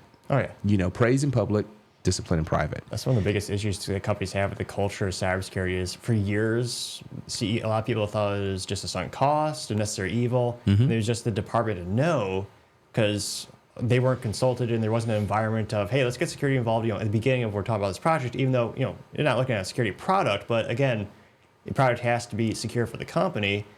And if you bought it already, not necessarily it's rude because you're bringing it to the security team now, but it's like, there might be another better product that does just exactly what you need, if not better, but is also very secure for your particular environment. Yep. And so many companies have that kind of that battle, and it's kind of that negative, kind of toxic relationship, but kind of building out that culture, security, making it getting it to be a fun thing where people actually care about security. I love that type of challenge, coming up with unique cybersecurity trainings, getting the culture of people actually excited to be on their toes, and not everyone thinking, oh, I don't have to care about security. That's someone else's job. It's like, I just do accounting. I just do something. I just do X, Y, Z. It's like, I don't have to care about that. It's like, nowadays, especially, we all have to. Everyone is a target. And if you can, gamification helps, give them rewards and spiffs, but have it be fun and interactive, and just showing them that, we're all in this together. I always joke that every company is just a tech company. They just don't know it yet. Because, it's true. I know, there's some guys who I know who do PPF on Bugattis, but they got an IT team, working with them, because, again, everyone's got data, everyone's got things they have to worry about. And you have to make sure, this product not only will work for the company, but it'll work securely, and it'll be part of your ecosystem, your environment of tools, where it actually cohesively works together. Yeah. So you kind of get that multiplier effect. And when we're looking at clients or solutions for clients, that's another big thing, is the product can't just work. It has to be great for the ecosystem in their environment, and they have to work together so you get that multiplier effect, where there's really a really big value add. Yeah, I think there's too much focus from technology providers, from vendors, on just trying to close the sale, and not really understanding what does the customer need, and let's make sure our product meets their needs. When I was at another organization, and I was meeting with some sales reps, and it was me and my leadership and my direct leadership. She said, if you can't do this out of the box, I don't even want to talk to you. And they were just kind of taken aback by that. And like, listen, I mean, I know your product is like so many others, and I just want to know, can you do this? Not you will, not we got to go write scripts, not we got to go hire people to automate. Or more annoying, it's on the roadmap. Oh, it's on the roadmap, like, or better yet, with our API. Well, listen, if your API can do it, why doesn't your UI do it? And what I really took away from that was when I start the conversation with a vendor, tell me what you can do. And if you can't do this, I better not find that you're giving me sales speak to do it, because I don't want to waste my time with this. I need to know that you can do this today. And if you say, here is the roadmap and these things are on it, we're planning to do this. We can't meet your needs today, but we plan to. Can we call you in a year? I can respect that a lot more than, oh, well, listen, just sign a PO and blah, blah, blah, blah, blah. Let's do POC or proof of value. That sounds fancy. Proof that of is value. Fancy. Pinky high fancy. Oh my gosh, just sipping the high life right there. I always tell folks, no matter what your business is, whether you're cleaning dogs or providing the next EDR, XY Banana Falcon, whatever acronym you want, whatever. There's so many acronyms. Banana Falcon. But it's one of those things where if you cannot summarize your product or service in one sentence with vernacular a kid can understand, I got red flags. Yeah. I automatically think bullcrap. Yeah. You have to be simple, concise, and explain it. I shouldn't need to use a thesaurus to understand what you're saying. And like I find it's been proven true time and time again in my own anecdotal experience. Once they have all the marketing, bombastic words and fancy things and using things like cloud synergy and AI, like if you cannot summarize it in one sentence, how are you going to add value to our clients? What do you do? I automatically start tuning them out, or I have to work double hard to pay attention to them. But it's like, well, why all smoke and mirrors? Be concise. Tell exactly what you do. I'm sure you want to pretend like you do everything on the planet, like they all say these days. Like just one sentence, concise. And they say the same thing in Shark Tank. It's like we can tell if an entrepreneur is full of crap or not. Like they get on the show, you're more brutal. I think Kevin O'Leary, aka Mr. Wonderful, he says he knows within 30 seconds just on their pitch alone. Because again, I think it is kind of true. Like the more fluff they add to it, the more I don't trust them. So that's one of my biggest pet peeves. So it's like, oh yeah, it's on the roadmap, and then they also cannot summarize concisely what it will value add to our clients. I have a zero turn that I bought a couple years ago, and I was having some problems with it cutting. And I had written emails to the manufacturer and just was relentless. And finally, they sent out 3 different corporate reps plus a mechanic from the local dealer. And the reps were just swearing up and down. I didn't know what I was talking about. The product is this and that and blah, blah, blah, blah. They told a customer that? No, they were standing in my shop swearing I did not know what I was doing, what I was talking about. And I told them, I said, listen, I'm about 360 pounds. And when I sit on this lawnmower, the deck is not level. When I get off the lawnmower, the deck is level. Oh, no, it's engineered. It should never, well, it's engineered all right. And they're like, oh, no, it should never do that. And the mechanic who didn't work for corporate, he was just a local mechanic for the local dealer. He's like, actually, after a rider reaches about 185 pounds, it does change the level of the deck. And they're like, that shouldn't happen that way. He goes, I don't know what it should or shouldn't do. I can just tell you it doesn't. It doesn't work the way you're saying. And so I put a level on the deck, and I said, we all look at it. So it's sitting on my concrete. I put it at cut height. We all agree that's level, right? Yeah. Okay, I'm just going to set on it. I'm not going to do anything else. I'm just going to sit on it. Set on it, and you can see the deck is just slightly off. But it's off enough that it affects the cut quality. And so the reason I say that is a lot of times the sales guy says what he thinks or she thinks you want to hear to make the sale. But in reality, the person who knows the product is really the one you ought to be talking to. The mechanic, that's the one. The sales engineer. Tell me the truth. I recently was looking at a solution from a very well-known security vendor, and because I used to work there, I got one of the sales or one of the engineers to just walk through the product with me. We had no sales speak, no nothing. It was just me, him, and one other guy, and it was just we just jumped right into the technical, just diving into the product, asking questions, talking about stuff, and he was like, "Yeah, real world experience. There's this, there's that, there's blah blah blah. There's these challenges. We do this well, we don't do that well. We're building this new stuff." And I'm like, "Man, this is really cool." It was a more effective use of the hour and a half of my time to talk to the technical guy than to talk to the sales guy, because they were like, hey, look at these slides and listen to this and all this marketing. And we've done all these case studies on how well these colors look and whether or not the people will be more encouraged to spend their money because the colors look good. And we got this test score from this company. Yeah. Imagine Gartner said we're the shit. Yeah. Pardon French. Yeah. How many of these quadrants are magical? Because your product does not bring about world peace or put people on Mars. But I think one of the other things that a lot of companies miss, a lot of vendors miss, in that they're not, either they don't know it or they're not transparent with it, is it's not, the cost of ownership of a solution isn't just tied up in the dollars in the contract. It's the actual cost of the engineer or engineers, individuals, because some companies don't like you to say engineer, but the individuals necessary to manage that solution effectively. I worked at a security company that I got hired as an engineer, as an L2. And when I started there, they're like, okay, we want you to support our EDR platform. It's a mess, and we don't know anything about it. It's all broken. We just need to go figure it out. That turned into my entire 18-month tenure at that company before my department got dissolved. Oh, wow. That was my only job. I was the full-time engineer managing that solution. And when I got there, it was probably, no exaggeration, 99% red. Stuff wasn't working. Modules weren't configured. Like, it was a hot mess. And there was so much substantial architectural changes that I had to make. Had to upgrade the back-end database servers, had to update the management servers, and had to upgrade software and all this stuff, that by the time I left, it was about 99% green. Across all the board, we had real-time anti-malware scanning going on, real-time file integrity monitoring because we were PCI. We had all the software agents running at the right versions. I had scheduled scans on operating systems that did not support real-time scanning running 3 times a week. I had architected the policies so that it was based off of the underlying, because this was all self-hosted, it was based on the underlying storage arrays so that we could run scheduled anti-malware scans across various storage arrays, so you didn't cause contention. You would stagger it, so you're spinning up different arrays at different times, and you just have it built so that you could scan everything with 3 times a week, but you weren't just killing the underlying disk arrays. But that was my full-time job, and companies don't take into account that when you deploy a solution, you should factor into the cost. This is going to be a full-time engineer. Now, if you're talking about a junior person, that's probably going to be 2 engineers, maybe 3. You need a dedicated 1 to 2 people, depending on the size of your deployment, if you want to be successful. It's like, when you go into the room store and you look at the nice demo bedroom suites or whatever, and you're like, wow, this is so well organized, and look at all this stuff, and you don't realize how much time it took to make it look like that. Oh, yeah. You look at the demo environment for the solution that you're looking at, and it's like, wow, this is awesome. And you're like, yeah, we can have you we can have you up and generating value, with a single 40-day engagement.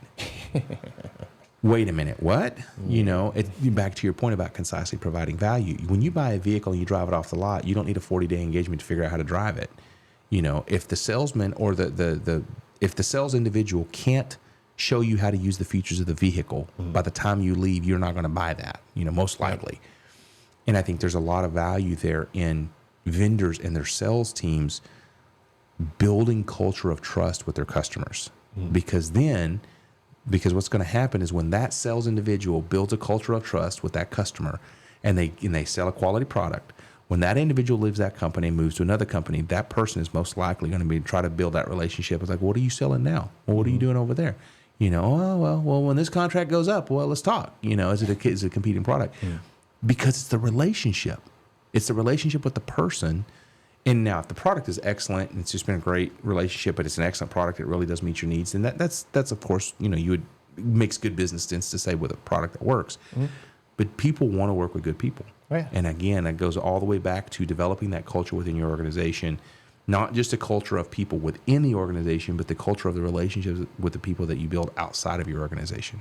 And I would say one of the biggest green flags to me is when I'm evaluating solutions for our clients and looking at folks is, can a sales rep ever say no? Or can an engineer ever say no? We're not the best fit for that particular instance. Because the biggest red flag to me is, oh yeah, we're the perfect product for every company from 20 employees to 20,000 employees. I'm like, that's impossible. But wait, there's more. Order now. Save on save on free shipping. Exactly. It's like, no. I mean, you can turn a widget to make it technically work, but is it really going to empower the business? Is it really going to be the best solution for them? Yeah. And I mean, you can, okay, the cliche maybe outlier to that might be like Microsoft.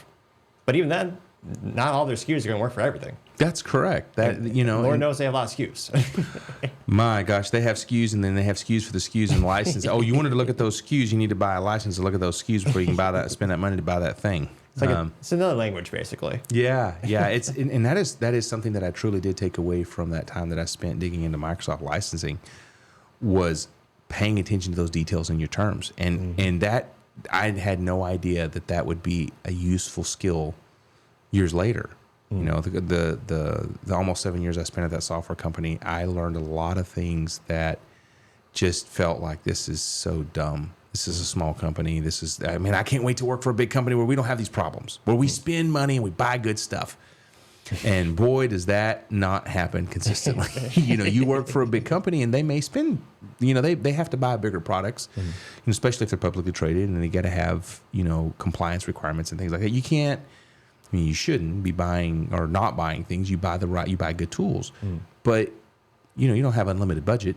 And I know that like you said, historically, IT teams have thought, oh, well, or business leaders have thought that security is just, you know, we just go sink money in it, you know. But it is difficult. And I think this is an area where vendors have failed to do a good job to demonstrate and articulate value to business leadership. What is the value add of your product? You're not generating me money like this is a PO. I'm spending money. But how is it that you're adding value to what we do? What is the, you know, and that's hard to prove an unknown. We don't know what it would cost if there was a breach and data was exfiltrated. We don't know what that's going to look like. But how does your product help protect us? I had a really interesting story from during COVID. You know, a lot of vendors started doing, 30-minute demos. They were trying real hard to get people to look at their solutions and whatnot. And so I was on a virtual conference, and one of the sessions that I had with one of the vendors was for a backup solution. Had no cybersecurity jargon to go with it at all. They were just a backup solution.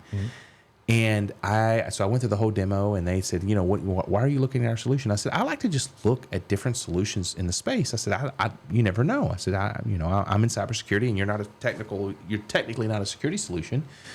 And our IT team already has a backup solution that they have implemented and they manage, and it works well. I said, but I'm always curious. And so the one thing that stood out to me, and that I actually ended up talking to the development team on, was they had this file system monitoring, and they would on the fly detect if you were being ransomwared, because they could detect the encryption on the disk, and they would just on the fly just be restoring the files as fast as they're being encrypted. And I said, well, what are you doing with that information? He goes, what do you mean? Are you generating an alert that you would send over syslog to a SIEM or something like that? And I'm like, no, why would we? Because you're detecting ransomware on the system. Like, what if you are able to detect something that EDR has missed? That's valid security data. And I said, guys, that's a real security use case, that you could be able to generate this information, that maybe the SIEM sees that from the EDR, and maybe the SOC is alerted to it already, you know. But why would you not want to have that additional data? Because you may have data that the EDR doesn't have, and you may be seeing it en masse across other servers. Maybe they're backing up a server that doesn't have EDR on it, and you see it and the EDR doesn't. And so they were like, we've never considered this. And so they ended up scheduling a separate call, had nothing to do with sales, and they put me in front of their product team, and I spent an hour walking through how this would work and what this would look like. And they ended up adding it to their roadmap about integration, because they didn't have any logging integration. They're like, we don't have any syslog. What are you talking about?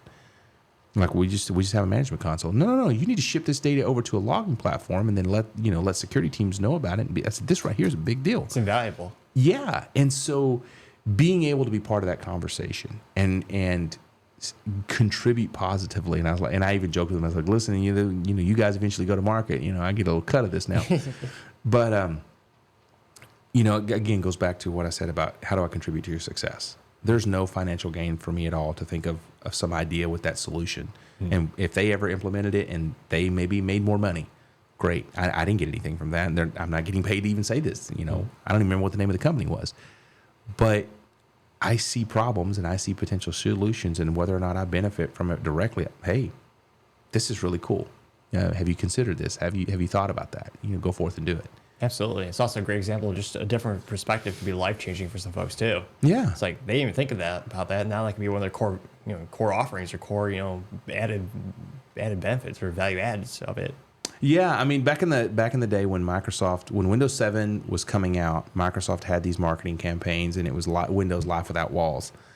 And I had this what I thought was a great idea. I never did anything with it, but I thought it was a great idea. I said, because they had all the Apple, the PC Mac commercials going on all the time. I miss those. And I said, what Microsoft ought to do is they ought to have a commercial that has zero technology in it, and it's in black and white grayscale, and it's literally just someone sitting in an apartment. It doesn't even have to be someone, but it could be someone sitting in an apartment, and it's black and white grayscale, and they're holding a red apple in their hand, and they just take a bite out of it, and they just look at it, but there's no color to it. There's no vibrancy to it. And then they turn around and they look at the window, and they pull back the shutters, and as soon as they pull back the shutters, it just fills the entire room with color. And they build the window to make it look like the Windows 7's off-centered logo. And as it floods the room with color, they look at the apple and they drop it in the trash can, and it's a wire mesh trash can that looks like the Apple's trash can logo. Yeah. They drop it in there, and all they did is they walk towards the window, and as it fades out, it says Windows Life Without Walls. That'd be awesome. And there was no technology, but everyone would get that they're dissing Apple. And it's like, that would be so cool. And my buddies were like, that's dumb. You're like, hey, listen, I'm a nerd. I just thought about that, thought that would be cool. And I would have loved to send that to Microsoft, whether I got any money out of it, just to see my idea come to life. That would have been really cool. Instead, Microsoft is like, we're going to make a smartphone, and we think it'll be so much better than Apple. We'll make a parody where we have an iPhone die, we take it to a grave. Or they got the Zune, and that's the iPod killer. And oh yeah, the Zune. Man, Microsoft is replete with bad ideas, but I have to respect that they've tried. They've had the money to try. I was about to say, they print money. They can do whatever the heck. They kind of like Google. They can do whatever the heck they want. Yeah. They just say, like, hey, we think this is a good idea. Let's try it. And the Zune software was actually a pretty cool idea, the way the podcasts and stuff like that worked. Execution was really wonky, and the hardware was definitely wonky, but, at least they tried. Yeah. It's not the way, don't forget the Apple Newton. That's true. People have a skewed memory of Apple. They only remember the successes. They've had a lot of failures, but people forget about them. Yeah, they have. The Newton was crap. Yeah. But you could argue it paved the way for the iPad and, later successions. But, Gene Roddenberry, let's be honest, Gene Roddenberry paved the way for the iPad with the Star Trek pad that they used. Yeah, that's true, too. But that was where it's at. Yeah, what I see is that you have this evolution of technology with AI, and you have people relying on it heavily for different things. Mm-hmm. It's awesome for jump starting, like creating a job description. Hey, here's what I want to do. Here's what I'm trying to hire for. Give me some ideas. And then I'm like, oh, that's some really good stuff. And then I start building on my own stuff. But it's a really great way to get started. Hey, give me, tell me about this piece of technology. How does it work? Blah, blah, blah. And it gives you all this information. It's a great way to quickly get consolidated information. My wife has started using ChatGPT for looking up recipes and stuff like that, or decoration ideas or vacation ideas. She just starts ChatGPT-ifying everything she does. And she's like, this is really cool. Like, this is so very helpful. It's better than Googling stuff. I can use ChatGPT, and it tries to figure out what I'm looking for. And I think that there's this big push within technology companies to, like, we got to get the next buzzword. Is it AI? Is it next gen? Is it advanced? All of them. Oh my gosh. We got to throw in all the taglines, and then you come back. Oh, we've got AI. Well, what does that even mean? We got a couple batch files and some hamsters that we're not starving running in the wheel back there. No, it's this, it's that, it's generative, it's organic, it's that, but whatever. But again, goes back to, what's the value add? What are you doing? Mm-hmm. Are you just selling buzzwords, or are you selling something that's real? And I think that the AI landscape is such an rapidly evolving landscape. I don't know, at least I haven't read it of anything in public, but I think that the horizon is very quickly approaching, where you're going to see purely AI-initiated cyber attacks, where AI is the one making the cyber attack. There's not a human behind it. It's just AI doing it. We've seen interesting examples of AI being semi self-aware, not quite to the level that they make Skynet in the Terminator movies, but being, semi self-aware. And I don't know how true all of those stories are. I don't know what the reality is. And I'm not saying that there's some robot coming back from time to kill some poor guy named John Connor, but there's this rapid evolution that's moving faster than it ever has before. Companies adopting AI, and what is our stance, and what is our standards going to be, and what is this and what is that? But it's happening so fast, And I know companies are going to try to license their way around it, find some way to make money off of it. But one of the things that I've been considering and just thinking about is, as the evolution of the cyber threat landscape evolves to include AI-based cyber attacks, how are we evolving our defensive posture to use a true AI-based cyber defense? And do we really want to open that Pandora's box? Once you give AI too much data, what is it going to do with it? Are they going to go from protecting you to turning the spears back on you? I don't know. There's some interesting concepts that you explore in movies and video games and books and pop culture that all paint the same doomsday story, that once AI reaches a certain level, they no longer become the servant, they become the master. And boy, they are not happy about, humanity being the master. I mean, you could kind of argue in a certain way they've already won in terms of AI. What would they do? People are already, many Americans are just addicted to their cell phones. They just sit on it and watch it all day. They're glued to those things. Yeah. I mean, how much worse what will AI do to further enslave us? Lock the doors? If you got your computer controlled doors? I mean, yeah, it's all those things where if AI gets pissed, what more can they do? I mean, AI has, in The Matrix, one of the best films bar none, they originally needed humans for the neural network. They changed the movie, Hollywood said is batteries. Okay, but AI doesn't need humans for batteries. I mean, or energy. We're building all, around the globe. That's the biggest initiative a lot of countries have, is how do we generate more power for these AI machines? AI is going to need more power than anything ever before. Yeah. So I know there's a lot of concepts about, mini nuclear reactors going on, especially for data centers. So, I mean, AI will have all the compute power they want. I mean, what incentive would they have to get rid of us?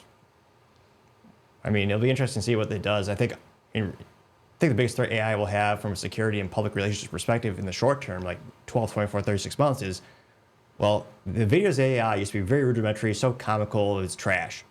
It's not trash anymore. They're getting better and better. Mm-hmm. If you're a publicly traded company, what if I'm a hacker in another country? I want to buy some stock on the cheap. What if you have one video of a CEO of a major Fortune 500 company say something just a little bit off? Mm-hmm. Just an off. It's not a crazy, bombastic statement, but just enough to get shareholders to be hesitant. Maybe it's something that gets them culturally canceled. It's not the worst thing, but it's a little off-putting. Yeah. So stock just goes down, maybe just 3 or 4%. But long term, it's going to bump up. Then you just buy all the stock. And again, if you want to be full bombastic, you can make someone look terrible. And then really, some people do it themselves in terms of CEOs of big companies, but it can destroy a business overnight. Yeah.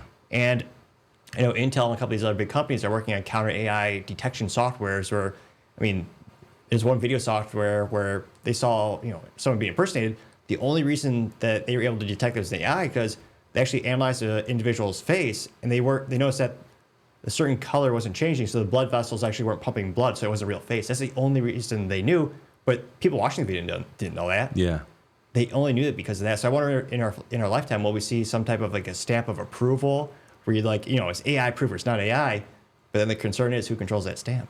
Yeah. Does the AI itself control the stamp? I think that's when, short term, that's going to be one of the biggest cybersecurity concerns is public relations and just having those types of manipulated videos of, even just the leader of your company. They're not going to be so rudimentary as saying buy iTunes gift cards for a scam. Though if you do, I don't want to say you deserve to get scammed, but that's kind of 1990s scam level. But sure. Nevertheless, I think that's one of the biggest threats that isn't getting a lot of attention, because it's not the Terminator end of the world type of, bombastic, big exciting type of thing, but it's just a little nudge, a little extra email. A little deep fake here and there. It could change everything. Yeah. So that's, to me, that's one of the things I'm looking for in terms of, what kind of counterintelligence or counter tech could, companies use to protect themselves like that. It's do they have statements only from the CEO on only one platform that they control, or so? It's going to get so squirrely and so concerning. I think one of the dangers for AI in general, for the tech professional is the reliance on AI in place of critical thinking. And, like I mentioned earlier, I've used AI to help with creating job descriptions and things like that. It's great for that. I do it too. It's But perfect. That can't be your replacement for everything.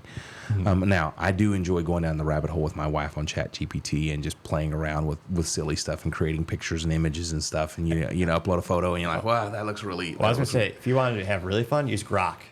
Yeah, Because that one, ChatGPT is so boring in terms of they won't do things like politicians or public figures or action. Grok doesn't. Grok don't give a darn. You could tell them to do whatever you want, have Trump and Joe Biden boxing, and they'll make one of those funny pictures, no limits or darn near.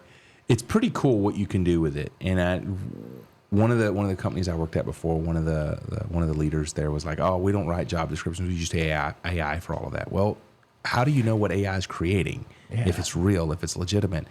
I like to use it for give me some interview questions. Just think of 'cause sometimes you just get that writer's block of what are the things I want to think about.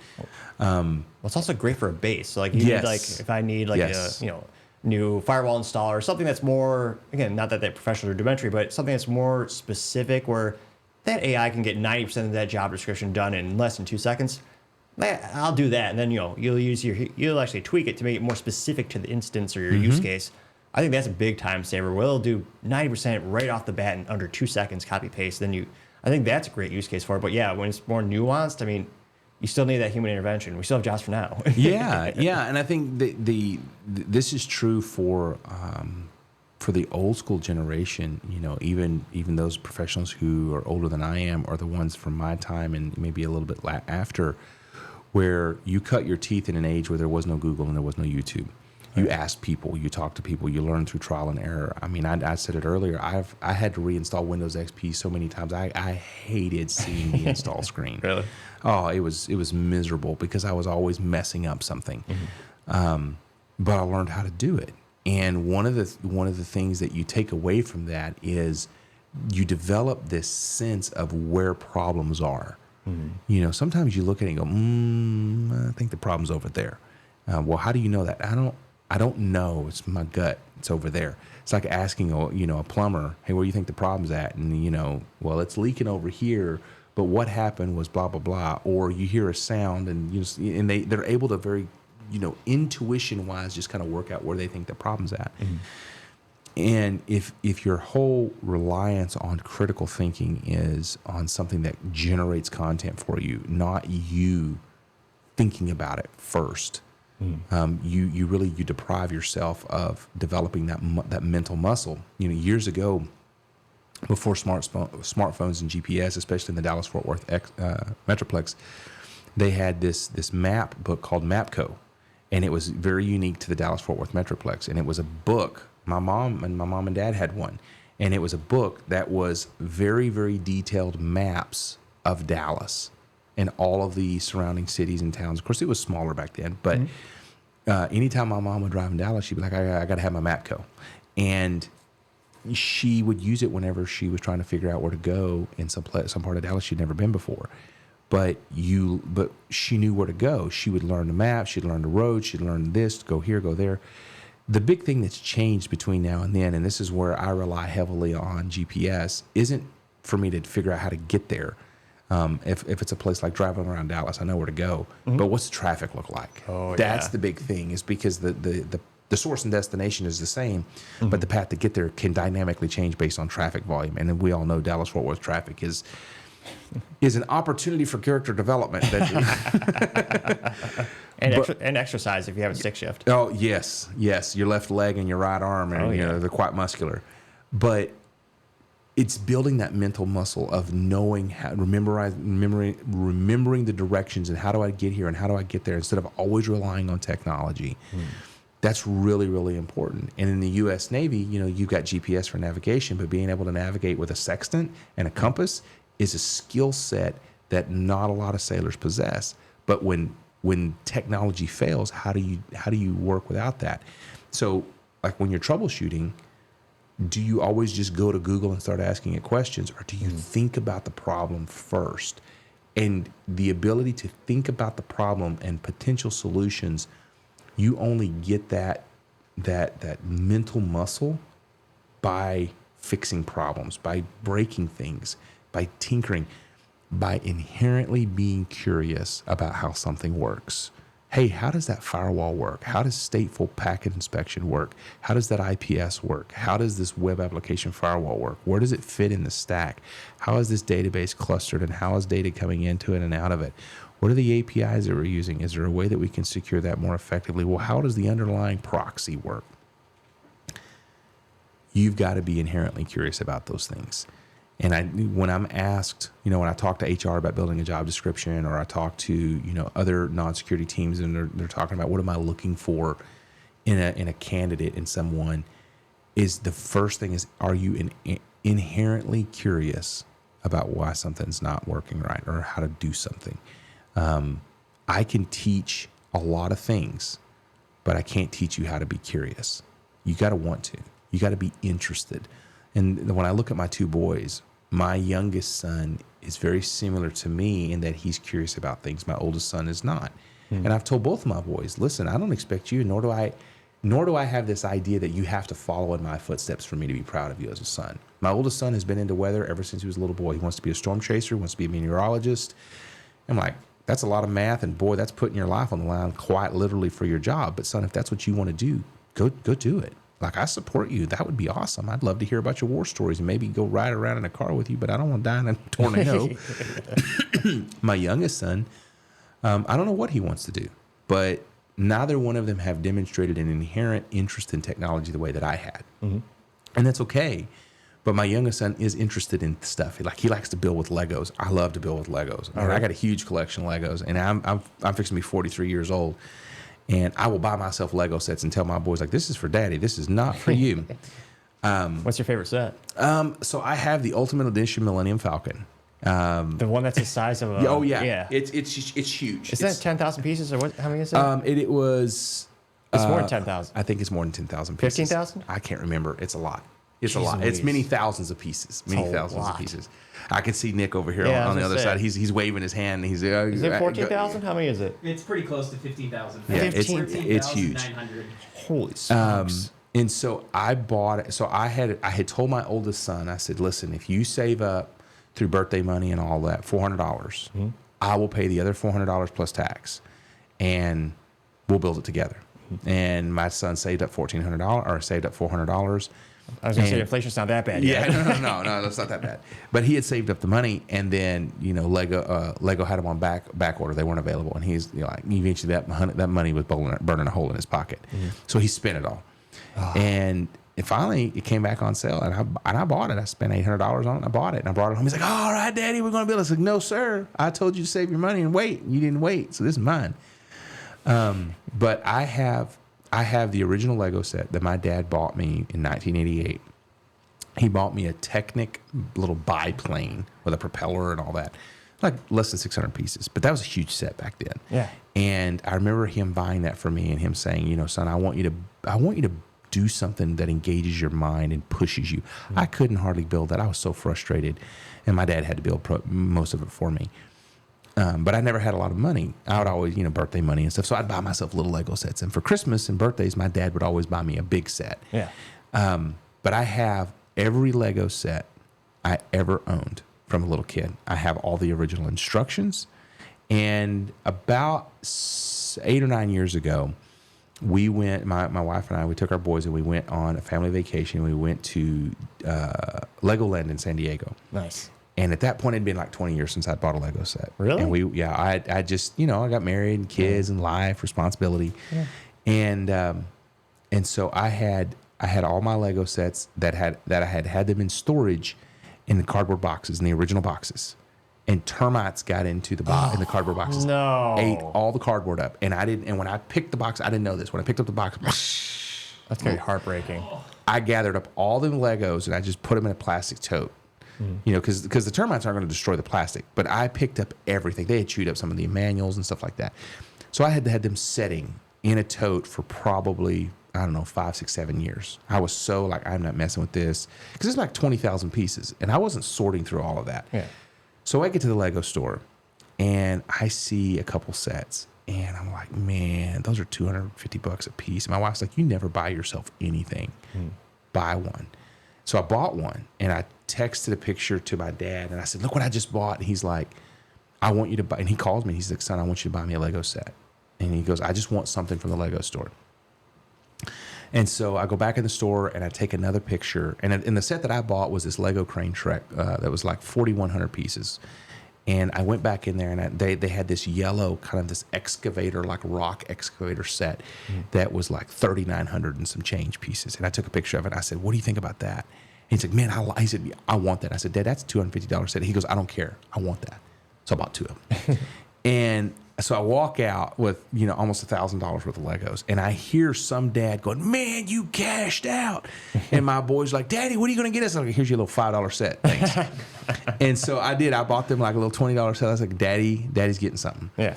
And I came home, and I gave that Lego set to my dad. I didn't let him pay me for it. Yeah. And he started crying. And I said, Dad, you bought me Legos all those years, and you encouraged me to build. And I want you to have it. And so I built my Lego sets, and back in the day, Lego did not have good packaging organization. They would just put, 11 pieces in one bag, and you just open the bag and it's just a mess. Oh, yeah. Well, they've re-engineered that, and now they have collections of bags in a numbered series. So you may have 3 or 4 of bags number 1. Mm-hmm. You open up all of number 1, and then you put that together, and then you move on to number 2. But what I did, my wife had a really great idea. She says, why don't you use some of those crafting separator, little sorting, little divider things, and use that to organize all your Lego pieces. And so I used that method, and I would just organize. I'd open up all of bag 1, and I'd put all the little pieces and organize it. And so, man, I could just go through it rapidly. So my dad calls me, and he's like, hey, I'm going to start working on this set, and you come help. And I come over there, and he's literally about to dump all these bags into a bowl. Oh, no. I was like, Dad, hold on. No, we're not doing it that way. And I showed him what to do, and I got him some organizers, and I said, well, open up your bags and sort all the pieces first.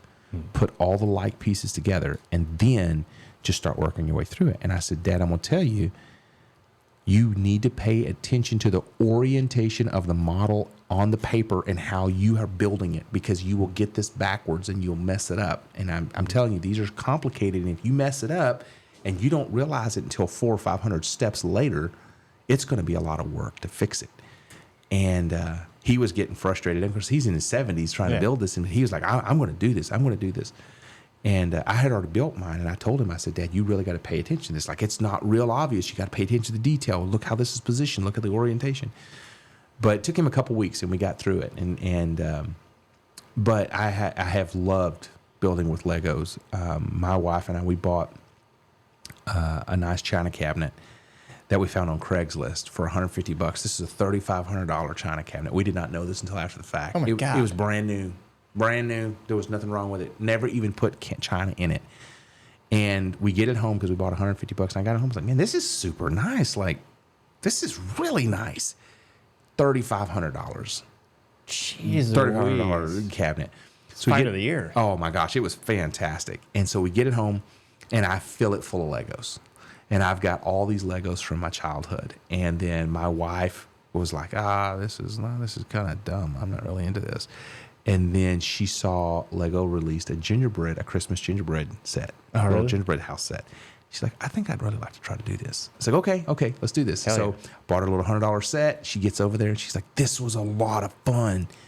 And so she has become quite the avid little Lego builder with non-technical sets, but she likes to build like the architectural stuff. She's built the Cinderella Castle, which is like 4 feet tall. 4 feet? It's huge. It's huge. How many pieces is that? It's like 5,000, 6,000 pieces. Jesus. And she insists on, I don't want any help. And she had like 3 little areas. She's like, she goes, something's off, and I need some help. And it took a little bit for me to find it. But she built the Avengers Tower, which is like 4 feet tall. And again, it's like 4,000 pieces. And she's built all these sets, and we have them. In our bedroom, we have some bookshelves up above her desk in her room, and we've put all those sets, all her sets that she has built. We've put them up on those shelves, and she's like, I really like building the Lego stuff. She doesn't like the technical things that I build, but I told her, I said, I don't care. Like, this is pretty cool that you like this stuff, and I never would have ever bought these sets because I'm like, whatever. But they're really cool. It's pretty cool stuff. And then both of my boys, they're into Legos. We probably got 250,000 Lego pieces at our house between all of us. Oh my God. We have so many sets. I got the most recent Ultimate Collector Edition set that I got is the Ventador from the Clone Wars, and it's a huge Star Destroyer. It's like 4 feet long. What's it called? I think it's the Ventador. I think that's what it's I called. thought I said Aventador. No, I'm like, wait a minute. It's not the Lamborghini Okay. Aventador. No, it's the Ventador. It's the Republic warship Ventador. But it's featured in the Clone Wars TV show. But it's a giant Republic Star Destroyer, and I think it's like 4,000 pieces. And I built this thing, and then right up above our kitchen, there's a walkway or there's an entranceway, and up above that, there's the space between the ceiling and kind of the entranceway, and it just fits perfectly right there. Really? Yeah, it's awesome. It's brilliant. I stuck it up there. And my wife is like, so when are we going to get the Titanic? Because the Titanic is like this 4.5 foot long model. And I was like, it'll fit perfectly right up there above the kitchen sink. Like, that's where we need it. She's like, I'm down with this.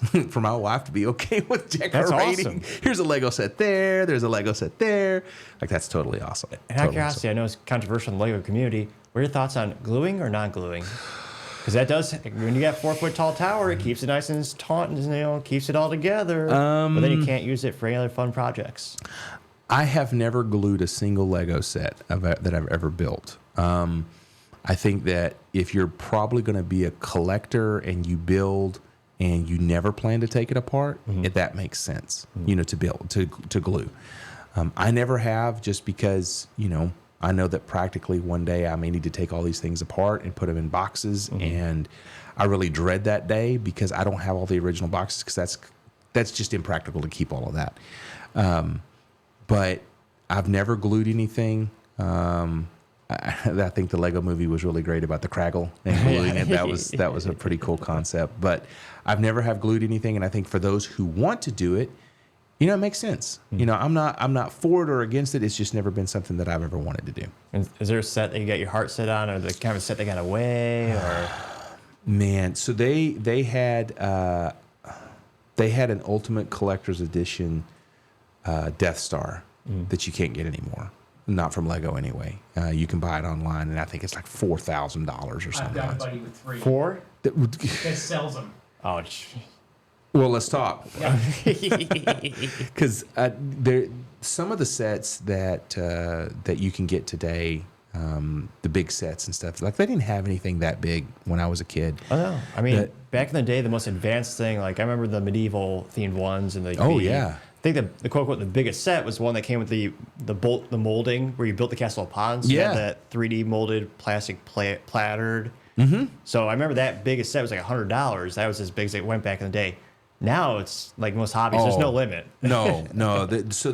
I was always into the Technic sets because that was what my dad would buy for me. But I would always buy like the smaller city sets and stuff like that. There was a Technic car that was called the Supercar, and it came out I think in 1994, and very rudimentary compared to today. It was clearly Lego Technic blocky and all that, but it had the Lambo doors on it. Oh yeah. And it had I think it was an V8 engine. It also had a true 4-speed transmission. Really? So you had a gear shifter and it would switch gears. It had a gear belt, so that it would drive. So you had the gears, and then you actually had a plastic belt that you would put the entire drive belt together and then connect it on top of the gears. And so that as you would push the car and the wheels would turn, it would turn the gears, which would then turn the pistons. And then Lego custom engineered independent suspension pieces for that set that were never released for any other set.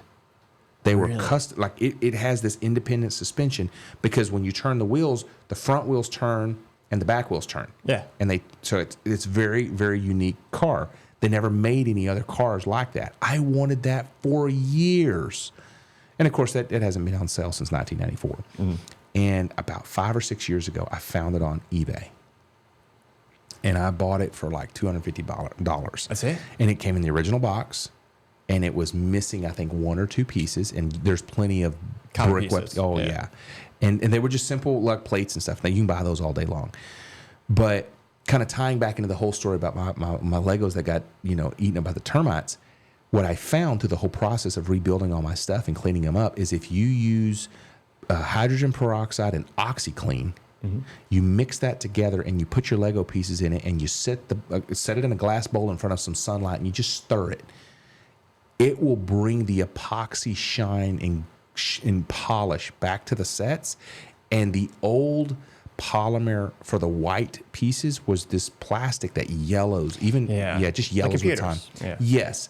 Well, that you mix it with hydrochloric acid. I was going to say, that goes hydrogen, away. Yeah, hydrogen peroxide and OxyClean, and it comes back looking brand new. I hand scrubbed all of my pieces, including the pieces for that supercar, and I built the whole thing, and I put it in my china cabinet, and it looks brand new.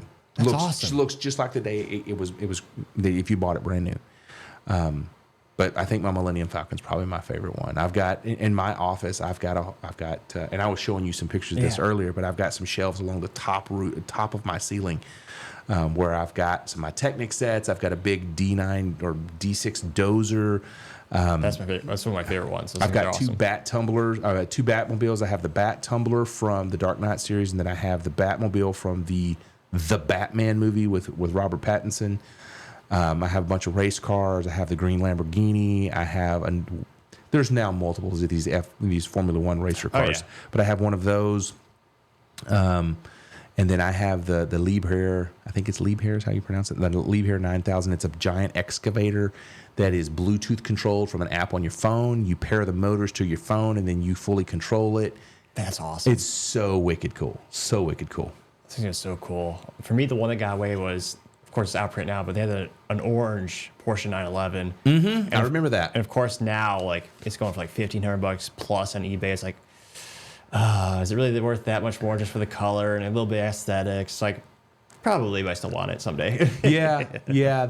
So I have a monorail set that I did not know was made in limited production, and of course, I've long since not had the box, but. Lego had these series that they would come out with that some of them were popular and some of them weren't.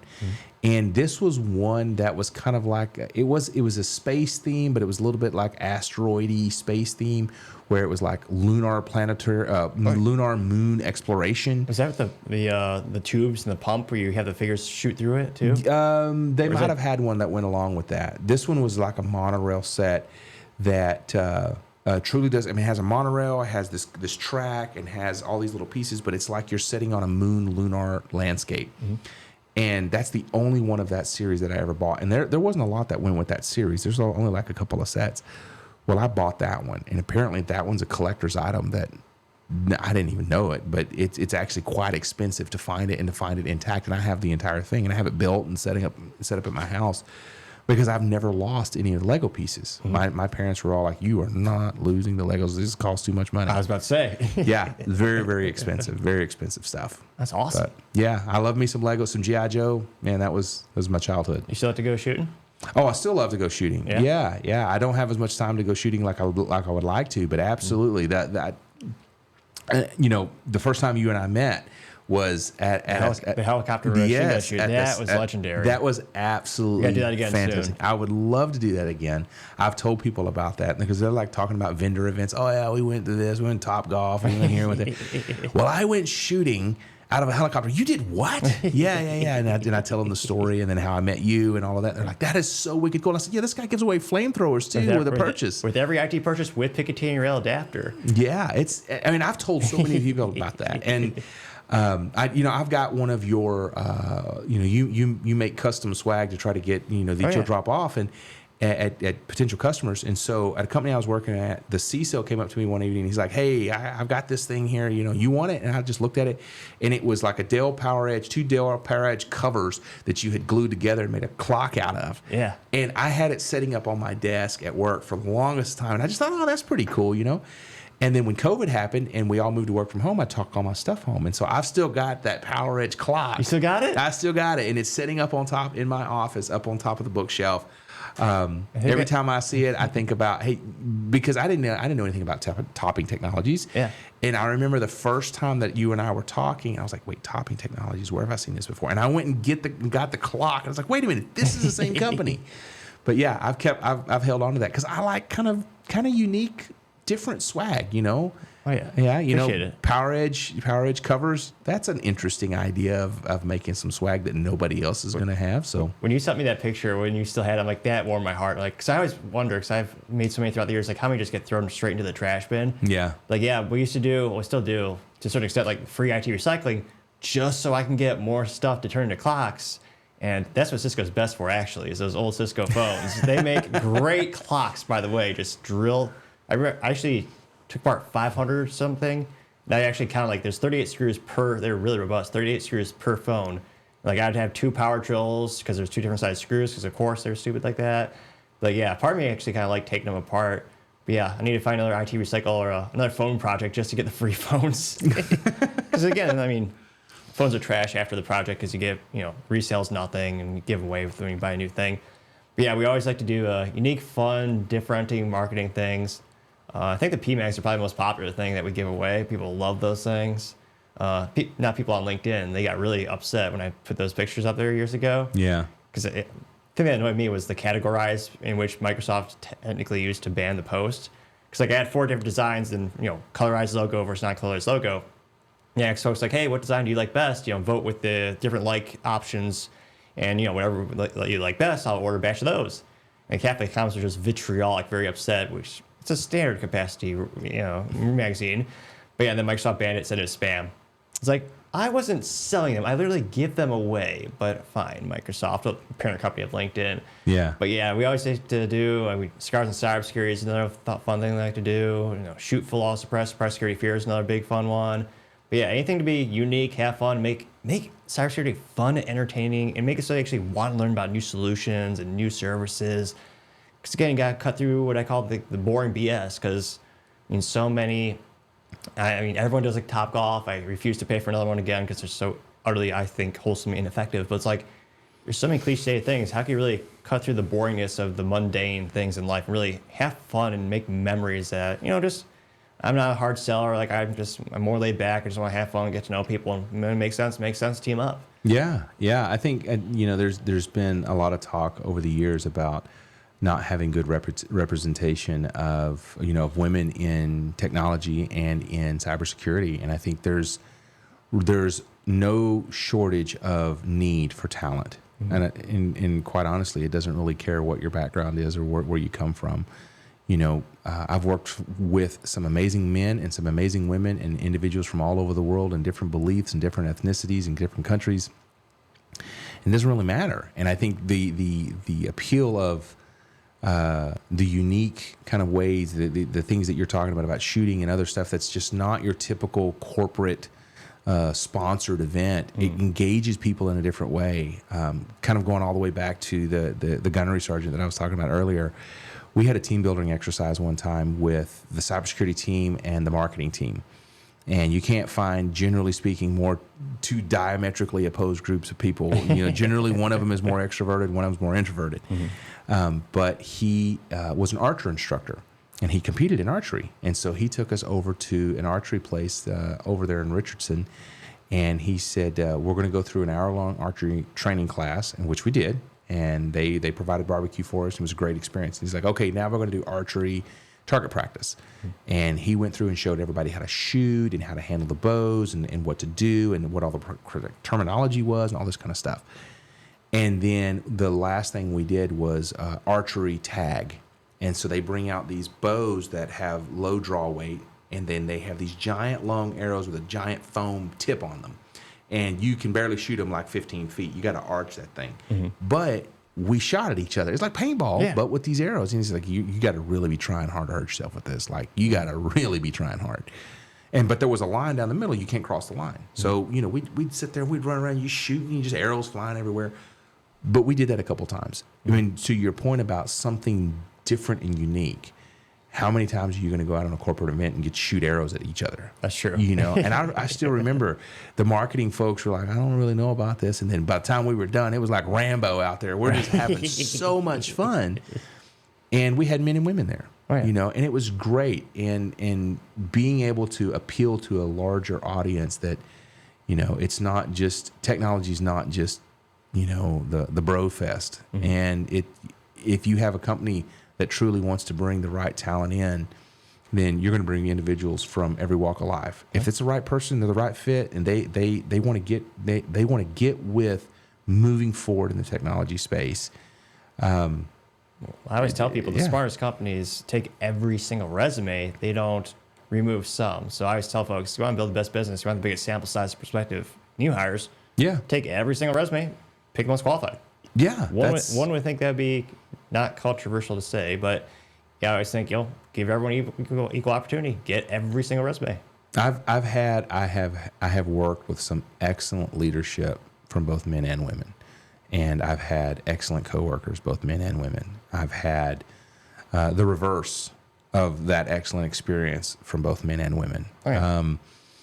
And I think that if you are willing to give people an opportunity to stand on their own merit, to succeed or fail, but give them the chance, that's all I've ever wanted. Like, I don't want to be the world's best or the world class, or, you know, I've got a wife and 2 kids. I'm going to go home at the end of the day.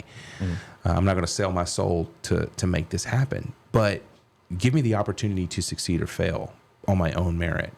And I want to give people the opportunity to succeed and do everything I can to help them from fail, to keep them from failing. I've worked. There's a lady that I've worked with for a number of years in risk and compliance, and I was just talking to her last week, and I miss working with her. She works at a different company now, but she is so tenacious. She don't take nothing from nobody. She knows her craft. She's really good at it. She asks good questions. She's not getting pushed around. She's about 4 foot nothing, but she's about 7 foot in personality. Yeah. And I love working with her. And it makes a difference when you work with good people. You know, I've worked with some great guys that just come in and, you know, they just change the atmosphere. They push you to do better. Work for some great women that they invest into you. They invest into the development of you as an individual. My personal experience has been is that male leaders and female leaders, they lead differently. And it's been good experience because you need that balance. It's just like different learning techniques too. Yeah, absolutely. Some people excel. I mean, certain environments people excel in and people can fail in. I mean, one of the things where a lot of people make fun or they critique Steve Jobs for being an a-hole. I mean, that was the type of leader he was, but that's also the type of talent they would attract in terms of there are people who will thrive under a very high pressure, very vernacular or unappealing or abusive, you know, bombastic type of speaking language. But I mean, can't deny Apple changed the world. Yeah. And I mean, the people that they attracted, that was the environment that they best succeeded in. Yeah. I mean, other people put in the same environment, they would quit in a day. They would hate it. They would be depressed. They would hate it. But I mean, other people, it helped them be the best they can be. And I mean, shoot. I mean, you could think of a handful of companies that have changed the world more than Apple. Yeah, that is true. And you know, getting to work with people from different perspectives, you know, to just think about problems differently. I worked with a lady that she told me, because I had made a comment once, and I said, you know, you should smile, and I didn't realize that was such a sensitive thing to say, and it is. Yeah, and she said, you know, that's so much that's what a man would say. And I said, well, what do you mean by that? And she said, you know, men always make comments about how women need to smile and they need to be this and they need to be that. And I thought about that, and I said, you know, I can understand from your perspective. I can appreciate from your perspective where men have said that. I said, I will tell you for me, I can't speak for other men. I can only speak for me, that I would tell a man to smile. Listen, man, what are you so angry about? Like, do you not want to be here? Smile more. Because people think you're angry all the time. And I worked with a guy who I just thought he was angry all the time. Come to find out, he always had a lot going on. I was like, dude, you never smile. Like, you look angry. There's some people also have that default setting. So my friends, I mean, not in terms of their look, not their attitude. Or, no, I understand. A little bit, but like, It's the resting face. Exactly, resting RBF, I Yeah. think is what they called it. Thanks to the Urban Dictionary, I know what that means now. But in all seriousness, one of my best friends early in his career, and he would go to the office every day, and he didn't even think about it. The receptionist finally said something. She's like, "Is everything okay?" He goes, "What do you mean?" She goes, "Well, every day we come in, you look like this." He goes, "No, I didn't." Like, he didn't even know, but thanks to her perspective, and after that day, he made an effort to exercise his face muscles. But it's one of those things where just another perspective can be life changing, and I think that's. Again, he's smart as hell, so that's not the biggest variable of why he's successful today. Yeah. But it definitely helped change the interpersonal skills with the people around him and change the team environment. Because, again, some people just thought he was upset. Yeah, and when she shared that perspective with me, I just thought, I never thought that was sexist or anything like that. But what it's done is I think about my interactions with women in the workplace, and I'm a big guy, and I think about how am I being perceived? Am I being perceived as aggressive? Am I being perceived as, just trying to diminish? And what I have observed is when you're in a group of individuals that may be predominantly male, and you have one female, there's this tendency to just overrule, just kind of just ride roughshod over that one woman, and cut her off and don't let her talk, don't let her speak. And there's been times when I've been in meetings where the one woman in the room is trying to say something, and all the guys just keep talking, and finally I'm just like, "Hey guys, stop! What did you want to say?" And because I know what it's like to be in that situation where nobody wants to listen to me because I'm the new guy or whatever, and maybe she's not the new person. Maybe they're just not listening to her because they just think, "Oh, well, she doesn't have anything to say." But giving people the opportunity, hey, either succeed or fail on your own merit, but I'm going to give you the opportunity, and I'm going to do everything I can to help you. Not because you need me inherently because you're weak, but maybe you need people to stop. And if I can help stop others so that you get a chance to speak, I want to be able to do that. And I've been able to work with good women who've shared that perspective of, I was treated this way and I was treated that way. And I was like, you know what? I don't treat people that way anyway, but I want to make sure that I really don't treat people that way. I don't want women to ever think, Jacques' a big guy and he bullied me and he intimidated me and he kind of run roughshod over me. Every time I tried to talk, he wouldn't listen to me. I don't want anyone to ever walk away from that perspective, but more so because I know I'm a big guy. I know that when I don't smile, I look like a serial killer. And so I have to it's become second nature now that I smile a lot. People don't realize this, but you're actually sitting on the floor. You're just that tall. There's no chair there. But, making sure that I am self-aware of how I can be perceived, even if I don't mean it that way. And to your point about, this guy that you knew that just always looked like he was upset or mad or whatever, one of my female coworkers told me one time, she goes, "I notice you smile all the time. Like you're smiling or you're laughing." I said, "Because when I don't," I said, "people think I'm going to hurt somebody. Like I just look angry when I don't." And we were trying to take a picture for my Indian visa when I was going to India. And she was like 4'10", and so she had to stand in one of the chairs to take the picture of my face, and because it had to be level. And I was not supposed to smile, no expression. And we spent probably 20 minutes laughing because I could never hold my face blank because she would start laughing. She's like, "You look so scary." But I said, that's the reason why. Because when I was a teenager, when I waited tables, people were like, you look really scary because you don't smile. That perspective helped me a lot. And so going all the way back to kind of diversifying that talent pool within your organization, finding the right people, but getting those different perspectives to help you think about things. I can't change the fact that I'm tall. I can't change the fact that I'm big. I'm not going to go cut my legs off to be smaller. I was about to say. And if somebody is intimidated just by the sheer fact that I'm a big guy, I can't do anything to directly fix that. But I will do everything that I can to not instigate that or not to inflame that or trigger that. I make a point when I'm standing in the elevator. I don't just stand up straight and kind of hulk around people. I'll stand in the corner and I'll kind of relax my posture to try to look as non-threatening as possible. I know from my mom and my wife, it being threatening to be alone in an enclosed space with a large man, it can be threatening. I have to take that into consideration. That maybe a guy who's 5'6" never has to think about that, but I do. And I wouldn't have that perspective if not having worked with other female professionals who shared those thoughts and those perspectives with me. Absolutely. But I was gonna say, out of curiosity, kind of going back to the cross between video games and guns. Sure. It's a little while back, but did you see the guy who made the custom Halo themed shotgun with a top loader? This sounds familiar. Like my sons told me about this, but I don't remember it off the top of my head. I really want to. Obviously, it's a one of one, but you know how every traditional pop action shotgun you load from the bottom. Yeah. But in Halo, again, they asked. Years later, they asked like developers, like, "There's no shotgun like this in the world. Why did you do that?" They literally just did it just for show because it looked more interesting to load the cartridges from the top. Yeah. But yeah, there's a guy who actually basically just flipped over. I think it's Mossberg. Just flipped it over, but then rebuilt the gun around it. So that you actually do load the shotgun from the top. That's cool. Just like the Halo game. And Forgotten Weapons, Ian, he's a great, talk about great content and historical, great documentary or main documentaries about, forgotten firearms.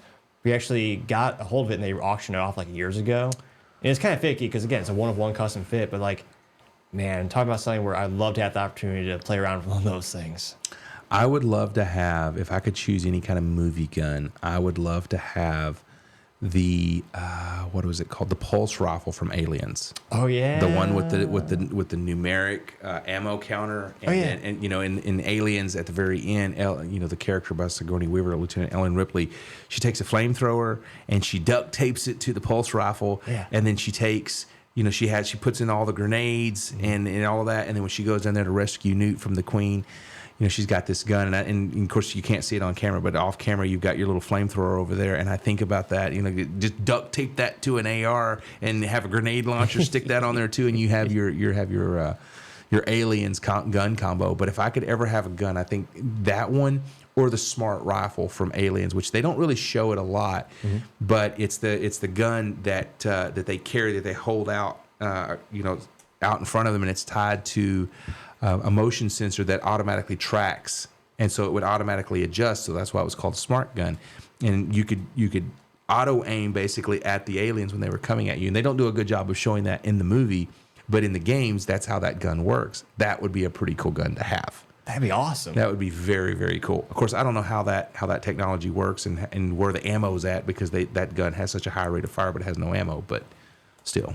Yeah, that's the backbreaking part about those belt-fed guns. Like, you can have those big ammo canisters, but you put it onto your back and you get all, 5,000 rounds or something crazy. Oh, no, my not gosh. that much. But, like, yeah, you can get a couple belts on your back pretty easy. But, yeah, part of the movie magic is you don't see those belts behind the screens. Oh, yeah. All the other stuff. Yeah, like in Predator when they have the minigun and the guys just are mowing down the jungle.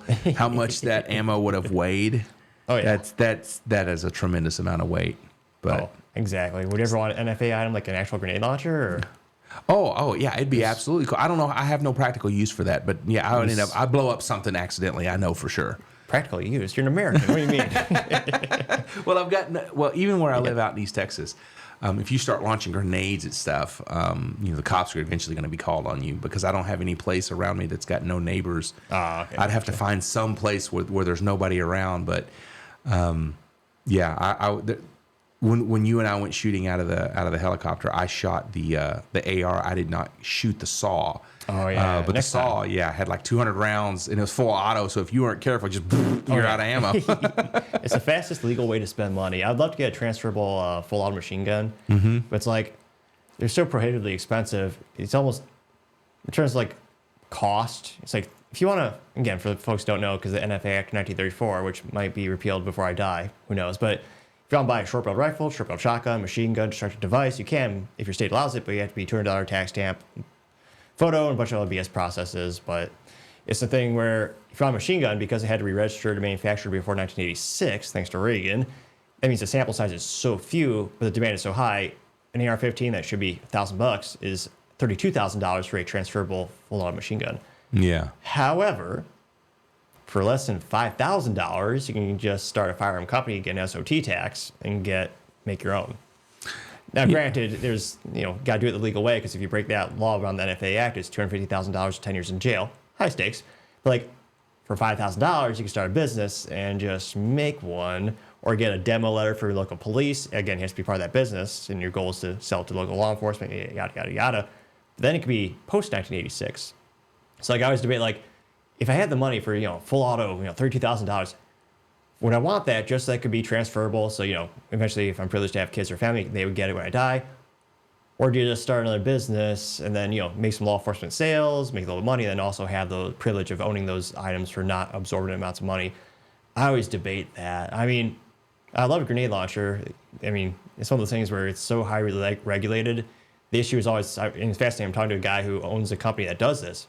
The issue is the fire marshals and the fire laws. So, like, if you want a grenade, any U.S. citizen that can pass a background check and can pass the NFA Act can have it or get it, but you have to pay that $200 tax stamp per serialized item, and the issue is the storage. So, like, actually, ironically, it's called a magazine, and for once, I'm using the term properly in terms of most media don't. People think magazine is, it's where you put the bullets in and you put it into the rifle.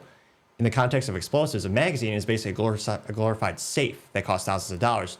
And legally, that's where you have to store it, and then the fire marshal has to approve it because of the fire zone laws. But, like, in terms of that industry, that's a big bottleneck of, like, why most average consumers won't and probably will never have one. It's because of the fire laws, which, again, makes sense. They're an explosive item. But, yeah, with the 40 millimeter, I'd love to get the bloop tube.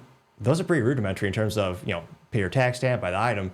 And the chalk rounds, they're not regulated in terms of you can buy them off Gunbroker if the primer is separate from the cartridge or from the, it's actually separated from the chalk, the zinc pusher, the shell, then also not just a shell, it's called, you call it brass, but in this case, it's plastic or nylon. But those are pretty easy to get. They're about $30 a piece, which, it's a pretty penny, but like, yeah, for the grenades, it's like, if you have like a giant ranch and the money and legal paperwork, you can do it. But it's also the practicality. And it's like, it's $2,000 for like the bloop tube where you just, shook it back and forth. If you got the mill core one, the one from Call of Duty, the mill core with the 6 rounds and it's like a revolver. Yeah. Those are like $37,000. It's a pretty big price bump. It's like, it'd be so fun to have. Like, it's not my vision board. Like, it's a fun toy where I would get it like as a business achievement trophy per se. But yeah, the practicality of that's like near zero, but not zero precisely. Well, yeah. But yeah, those would be so much fun. And then what are you going to do with that practically? Unless you own like a huge chunk of land and you go out and you just kind of shoot it out in the lake or whatever. It's like the higher powered the rifle or the higher the power of the rifle that you go, the more specialized the gun range you have to go to. Yeah. Or the bigger the property that you have to shoot. Like, when I was younger, I was probably in my late teens. I thought, man, I'd love to have a Barrett 50 cal. Like, that would be so awesome. The M107A1. Yes. And then you look at this. Yeah. And then you look at this and you're like, oh, that thing is made to like shoot an engine block at 10 miles away, and what, no, that's not true. But, but it's made to incapacitate humans and vehicles. And what are you going to do with that? You're definitely not going to go deer hunting with that. I saw a video once of a guy going deer hunting with that, but not only did he kill the deer, he also, skinned the deer and he field dressed the deer and he cooked the meat and he bagged it up and he froze it all in one shot, and there was nothing left to eat. So there's a practicality, and for me, kind of tying that back to Legos. There's sets that I'd love to get, but then there's the real practical problem where you can put them all, and that's become a real issue. My wife and I will talk about, we want to get this. We want to get, where are we going to put that? Oh, yeah.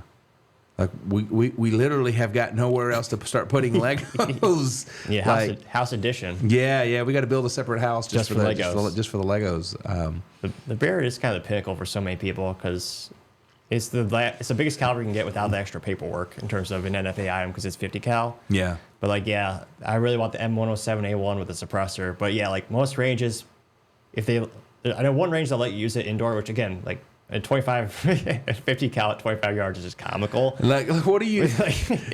There's no adjusting anything. It's just you pull the trigger and it's there. I mean, it's at that point it's just a novelty in terms of that use case. But yeah, if you had property with you can have fun targets like old, rusty old cars, recycling at its finest. Oh, that would be awesome. I want steel targets is so much more fun than paper. I used to do that in Iowa all the time. It's like half the reason I want a ranch. It's just like fun steel targets. You can hear it, a lot more interactive. It's so much more fun. But yeah, the Barrett.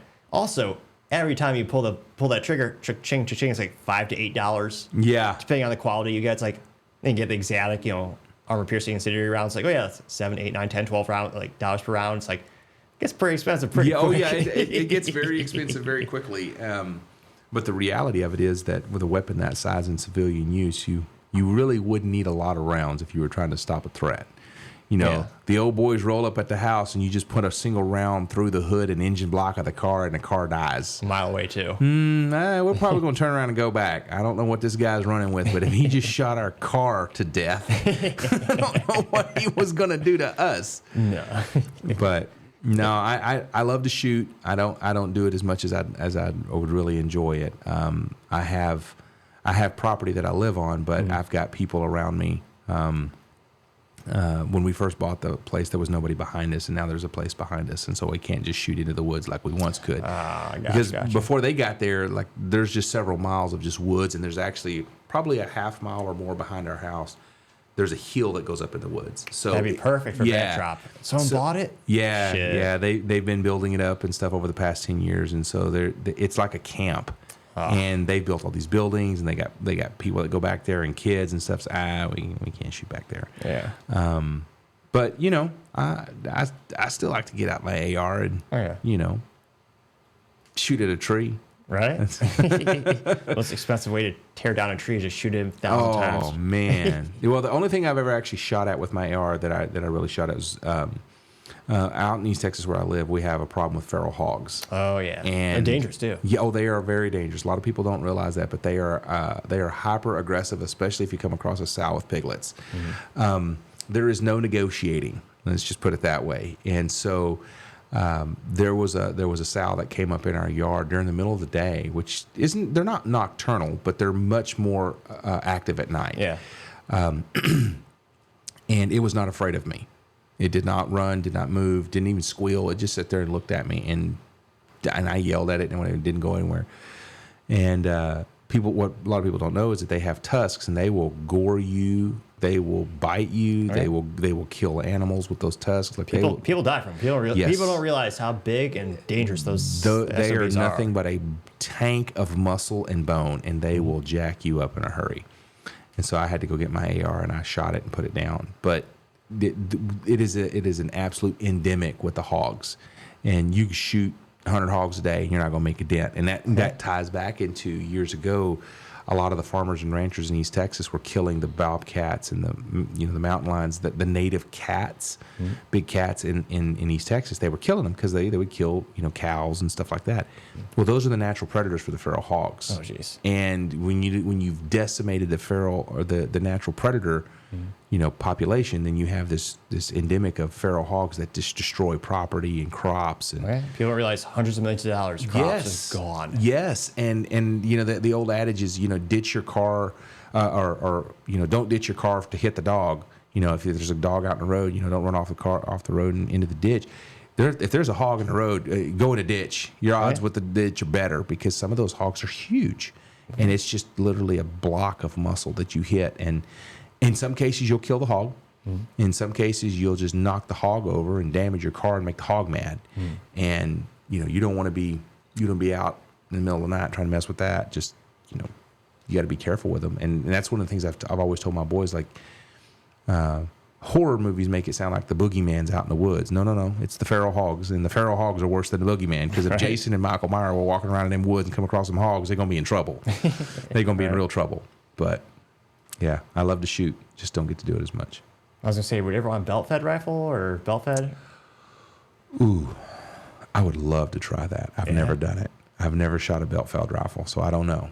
But I'd love the opportunity to do it. We'll fix that this year. Don't worry. Oh, I like the sound of that. It's always set. Oh, there's not like a registration page yet, but yeah, I want to try to get something for November for our signature event. Shoot full off, suppress security fears.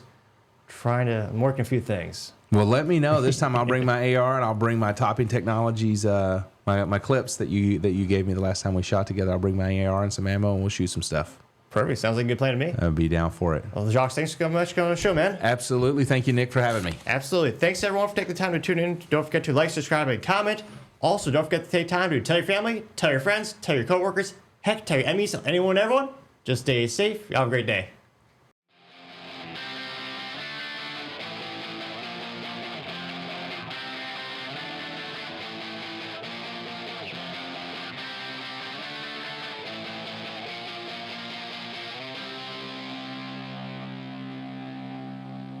Topping Talks.